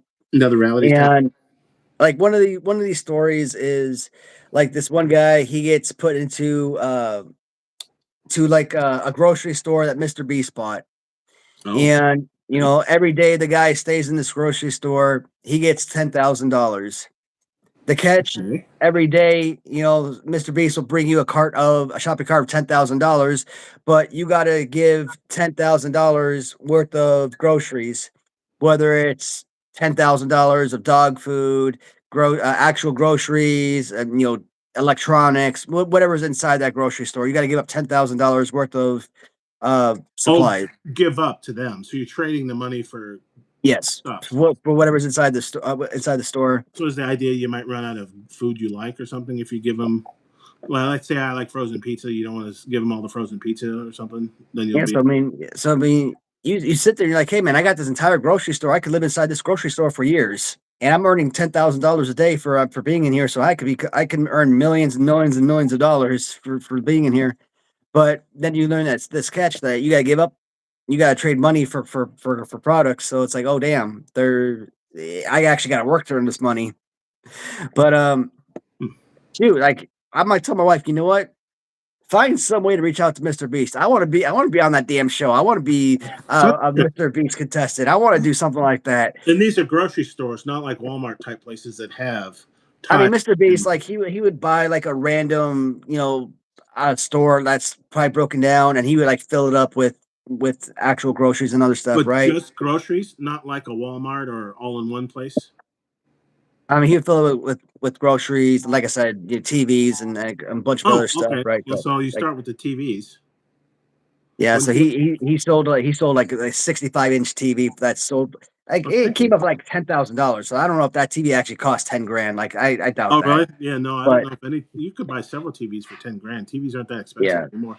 But and then all you have he's to do is keep one TV to watch, maybe or maybe two, for in case it breaks, and then you sell the rest of them for the first couple days or weeks or whatever. yeah, and then he starts selling off like dog food and cat Yeah, food, and that was like $10,000 worth. Like laundry he sold like, detergent and and then he sold like PP. nothing but uh cards, like actual like Oh, Hallmark cards. yeah, Yeah, and those like bastards are like 8, $10 a piece. Yeah, yeah, and here you like just go. those came out to be Happy ten Mother's thousand Day, dollars. happy graduation. Yeah, take them all. Fuck it. I'm not sending cards. I'm staying in. I'm sleeping in this grocery store. Happy birthday. Take them all. I'm like, Congratulations on your man, first kid. My you stay there for condolences. 50 days, and that's $500,000 in your pocket. You can make a lot of wrestling figures, Hell yeah, shoot. and I you could have a actually, story because that's really they want entertaining people on that show. They don't want people that'll be just be quiet and say nothing. So if you yeah. have a story like that, you'd be like, "Oh, I'm trying to raise money for whatever." That Like makes it when they interesting. have, I was telling my wife, man, like when people like when the guys win like beast games, right? And they're like jumping up and down. "Ah, I just won $5 million. Ah, ah." I'm like, man, I couldn't be on Beast Games. I couldn't to be a contestant. I couldn't win $5 million because I couldn't be that hyper. I couldn't be that excited. I'm like, I just won $5 million. Hey me, like I would be very I don't want to say be quiet. I'll be very quiet, but like I'd be very reserved. I think I'd Like be shocked. The shock. I'd be very reserved, very quiet. Like I wouldn't be the very hyper, life of the party type in that respect. I wouldn't, I wouldn't be all those other guys. I'm jumping all over to be making a scene, and everything. Like I couldn't do that. You'd be Like like Barry Sanders. I don't have that type of attitude to be doing that. Did you ever watch Barry Sanders play football? Were you ever a football fan? No, I mean I Oh, know Barry Sanders played football, you know, played baseball for the Reds and everything, but well, that's Deion Sanders. But Barry oh, Sanders, Yeah, you're right. Deion Sanders. Deion Sanders was the running back that had the crazy moves and probably would have broken. He would have broken the rushing record. Right, but no, Barry Sanders, he played baseball too. No, Deion did. Deion and Bo Jackson are the two. One or the other. Reds would have been Deion Sanders. Bo Jackson played with the Royals and I think the White Sox at one point. Barry never played baseball. He was a running back for the Lions, but he was famous for never celebrating a touchdown. Mm. If you go through, people like to call him out, like he knew how to do it right. I'm fine with people celebrating, but it is remarkable when you see, especially nowadays, Barry would do this crazy, remarkable shit on the field, run 80 yards, making everybody on the field miss him twice, cross the end zone for a touchdown, and then he would just like hand the ball to the referee and walk off. Like he did, like he's like that was my job. But I think it was his dad probably had influence on him. But you'd be like Barry Sanders in that case. You'd like walk up to Mr. Beast and be like, "Well, thank you for this money. I appreciate the extra money." You'd be the Barry Sanders winning. So is this game show on somewhere? It actually sounds interesting. I'm not into game shows or reality shows anymore, but I think it's on I want to say Amazon. it's a Mr. Beast game show. Yeah, I'll have to look it I up. think it's on Amazon Prime. It sounds like an interesting shtick. I do kind of want to try it. I'm starting to think like what strategies would you use and stuff like you were thinking with Survivor. And I'm not into Survivor, but this sounds kind of interesting. Oh, was he? He's also fairly well spoken. I mean, famously, his father's favorite running back was not his son, Barry Sanders. Hmm. But honestly, his father was a jackass. But because he was a jackass, I think that made Barry better. And I think famously, who was the old coach for? He was Oklahoma State. I think he coached Oklahoma. Barry Switzer. He ended up coaching the Cowboys. One of the years, Thurman Thomas was the starting running back of the Cowboys, Oklahoma State, and Barry was like the freshman. And Barry Switzer said, do not." And Thurman Thomas is no slouch. He's a great running back. But Barry said, "Do not hurt Thurman Thomas. You do not want to see his backup in the game." Because at that time, all you saw Barry was returning kicks, and it was crazy as a kick returner. He's like, you do not want to see him run the ball. Do not hurt Thurman Thomas. At least that's the story Barry tells. And even if that's not a true story, it's a great story, and it's somewhat believable. Thurman Thomas, no slouch, tremendous running back, did a lot of years with the Bills. Unfortunately, they never won. I feel bad for the Bills fans, but Barry Sanders is like next level. Yeah, he probably should have been starting. If they didn't have a Thurman Thomas already starting, Barry should have started as a freshman. He was ridiculous, but it makes for a great story because you never hear that. You always want to hurt it's football. You want to hurt the starter because the backup's never as good. But he's like, no, don't hurt Thurman. You do not want to see Barry in this game. He's bad enough returning kicks. You do not want him running the ball too. Yeah, I think it's pretty apocryphal. Like I said, it might not even be true, but Barry Switzer himself has told the story, so I'm gonna go with him on it. I'm gonna assume he's telling the truth. So, and it's a fun story because a friend of mine was a huge Barry Sanders fan, and I appreciated the heck out of him too. Because there's so many plays where there was this one run against the Cowboys. I think it was the Cowboys. No, the Patriots. Sorry, bum. But I think it was a really great safety or cornerback. It was in the secondary, and he turned the guy around, and he still didn't know where Barry was. You got to look it up. He ran for a touchdown. I think it was in Detroit. But the guy, and these are professionals. I mean, like, how can a guy do that? But his moves they were just amazing. So many good runs against the Cowboys and the Patriots. A few against the Bears, of course, because they play them twice a year. Tremendous. Sometimes though it was bust because he would run side to side like more yards than up and down sometimes. I was kidding. He's faking gay. BBA's a troll. Block him, kick him out, get rid of him. No, but no, he was tremendous. I just love that story. The thought of like, no, don't injure the starter. You don't want to see his backup. Pro Emmett, but Barry. Yeah, I'm sorry, Steve. Barry was a better running back. Emmett was no slouch, though. I don't know if Barry. I think it's. I don't want to. It's not fair to Emmett though because Barry was trained by the Detroit Lions line. His instinct was to make a move rather than taking the yards. Emmett was better taking the yards, right? Sometimes you gotta win the battle to win the war, and a lot of times Barry was out there trying to hit home runs on every run. But to be fair, the Lions didn't have the line that the Cowboys developed, right? They developed a tremendous line. But I mean, all the years that Barry or Emmett played hurt, because I always hated the Cowboys, so they'd be like, "Oh no, Emmett Smith's legs fell off and his head fell off. And he's not gonna be able to start." And then he starts and runs for 200 yards against the Giants. And you're like, "What the fuck? How did he do that?" 3 touchdowns, 200 yards, and like he's falling apart. But no, he started anyways. And you're like, "Oh, okay." So you got to admit, and I mean, and he's the all-time leader in rushing yards. That's a big stat. Emmett Smith. Barry? Yeah. Emmett. No, Barry retired a little bit early, which, I mean, if you played with the Lions, I wouldn't blame him either. But no, Emmett was a tremendous running back. For his credit, he was a little bit before my time. Walter Payton was another great one, too. He was kind of an Emmett Barry clone because he had a lot of the moves that Barry did, but he was also bigger and could run over people like Emmett would. But yeah, a lot of good running backs. And then, of course, a lot of people say Jim Brown was better. And I'm like, yeah, probably first time he was great, but it was more of a running game then, too.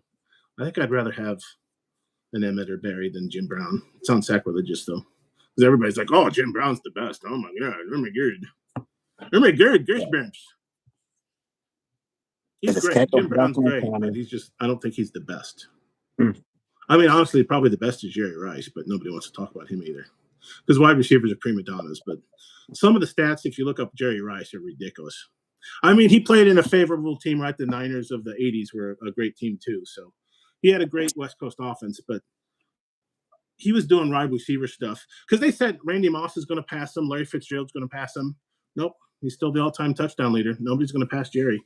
Because I think they said there was some weird stat, like Jerry is caught, I think like 10 or 15 or 20 touchdowns past the age of 38 or 40. It's surprising how young he is.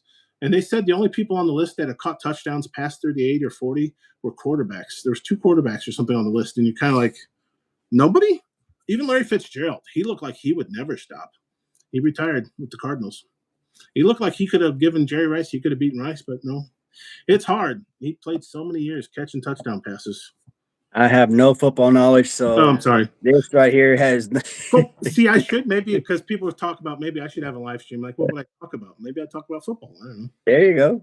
know, something different. But no, yeah, because baseball was my first love. I grew up a Cubs fan. I didn't even know about other sports. And then I think it was junior high. A buddy of mine was a big football fan. I'm like, what's this football about? I don't know nothing about football. I don't know what that means. And he got me into football. And then, I mean, football's fun. Baseball's fun though too. Yeah. And then later on, the Bulls got good. I'm like, oh, what's basketball? Then you learn Yeah. basketball, and then I eventually think you got that's on to hockey. probably what I'd like to do on Saturday is get into a little bit of Baseball? baseball talk because I think the Cubs are winless. Maybe last I checked, it's spring training though. So give no, they won at least a couple because I've seen Have they? them. Okay. I've seen at least some wins on the Discover, the little news on my phone. So I know they've at it least doesn't won matter. something. It's spring training, but it was still But fun. after taking a loss 8-1 to the Sox, I mean, I don't care if it's spring training. When you lose to the Sox with their roster, that's humiliating. The Sox are not going to be juggernauts this year. You're saying for the third, fourth, fifth, sixth year in a row, whatever it is. I mean, shoot. When They're rebuilding. Somebody on Facebook posted, the Cubs are like 0-4. Should I be concerned? I'm like, why? Really? It's spring training. I mean, I'm a pessimist as much as the next person, but I realize it's spring training. And everyone else is in the comments like, why? It's spring training, and like, tell me you've never watched baseball before, but without saying so, still comments like that, right? But I'm like, when you lose 8-1 to the White Sox, I don't care. Yeah, you could be having high schoolers on your darn team. If you're facing the White Sox, you lose that to them, regardless of what your roster looks like. That's embarrassing. Yeah, but As who far as started? Maybe that game the manager decided, to start some young guys. Maybe it was one of those split squad games. You remember those where they played 2 games a day? You'd only have half your team, and you're definitely gonna. And maybe they only started the starters for a couple games because they're still getting warm, right? I mean, there's all kinds of things that happen. I mean, even legitimately throughout the season, the White Sox could beat the Dodgers 8-1 in a regular season game. That's how baseball is, right? Sometimes you're the bug, sometimes you're the windshield. the Cubs could have had a bunch of little leaguers on their team, they should have still beat the Sox. You mean their starting team? No, I'm just kidding. The Cubs could have been starting little leaguers, and they should have won that game. There's no reason any team should ever lose to the White Sox. They're just that bad. Be fair, the White Sox also start little leaguers. I mean, the regular season. So sometimes one little league team can beat the other. No, I'm just kidding. Unlike you, I don't really like the White Sox. I never cared about them before until White Sox fans gave me crap for being a Cubs fan. So I'm like, oh, okay, well, fuck you then. I'm not going to root against the White Sox because I wasn't born and raised in Chicago, so I didn't have that Chicago rivalry. I really just didn't care about the White Sox that much, other than a friend of my dad's was a big Sox fan, and he took us to a few games. And I'm like, oh, it's kind of neat. We went to Old Comiskey and the new one, whatever it's called now. But I think it was after '93, the Bartman thing or whatever. They gave me crap, and so I'm like, oh, I see how it is. 2003, yeah. 2003, yeah. So I'm like, oh, I see how it is. Fuck you then, and I'm going to root against your team. Let me put that on my list. Like Steve Buscemi and was it Billy Madison? Remember he had the list of people he was going to kill. Let me put your White Sox down on my list of teams to root against. Oh, they're right next to the Yankees and the Dodgers. I penciled in there. I really don't care that much. I mean, they won their one title. Cubs won their one title. Probably need a team to win this year. It'll be the Dodgers for the 50th year in a row or whatever. Yeah. All right, guys. I think that's going to close out for today's stream. We're almost at 9:30. That's good enough. Oh, Spurs. Yeah, Spurs. Right. A lot of good teams. All right, folks, I am going to close out here. But again, stay tuned for the announcement Friday. And of course, Friday morning, 11 a.m., Kirk's Corner Night. We do have our Hasbro live stream, 11 a.m. Eastern Time. Again, around noon, maybe 1 p.m., I am going to have the official announcement for the Superstar, and that is going to give us our biggest WWE Superstar release for Maniac Riot Wrestling. 7 p.m. Eastern Time, I will be appearing on Bum Shadow's live stream. Nice. answer some of his questions for what's happening on Maniac Riot Wrestling and what's to be expected Series 1, Series 2, answer some of his questions and what's happening for future releases. Are we going to expand past Series 1 or expand past Series 2, Series 3? What's further? What can we expect past figures? Accessories, rings, things like Yes, that. baby. Um, We'll be back on Saturday. Fly the L and I on Saturday, 7 p.m. Eastern time, and more to follow at that time. So, guys, as always, thank you for watching, for the comments. You guys rock as always. And until then, guys, talk to you later. Take care, everybody.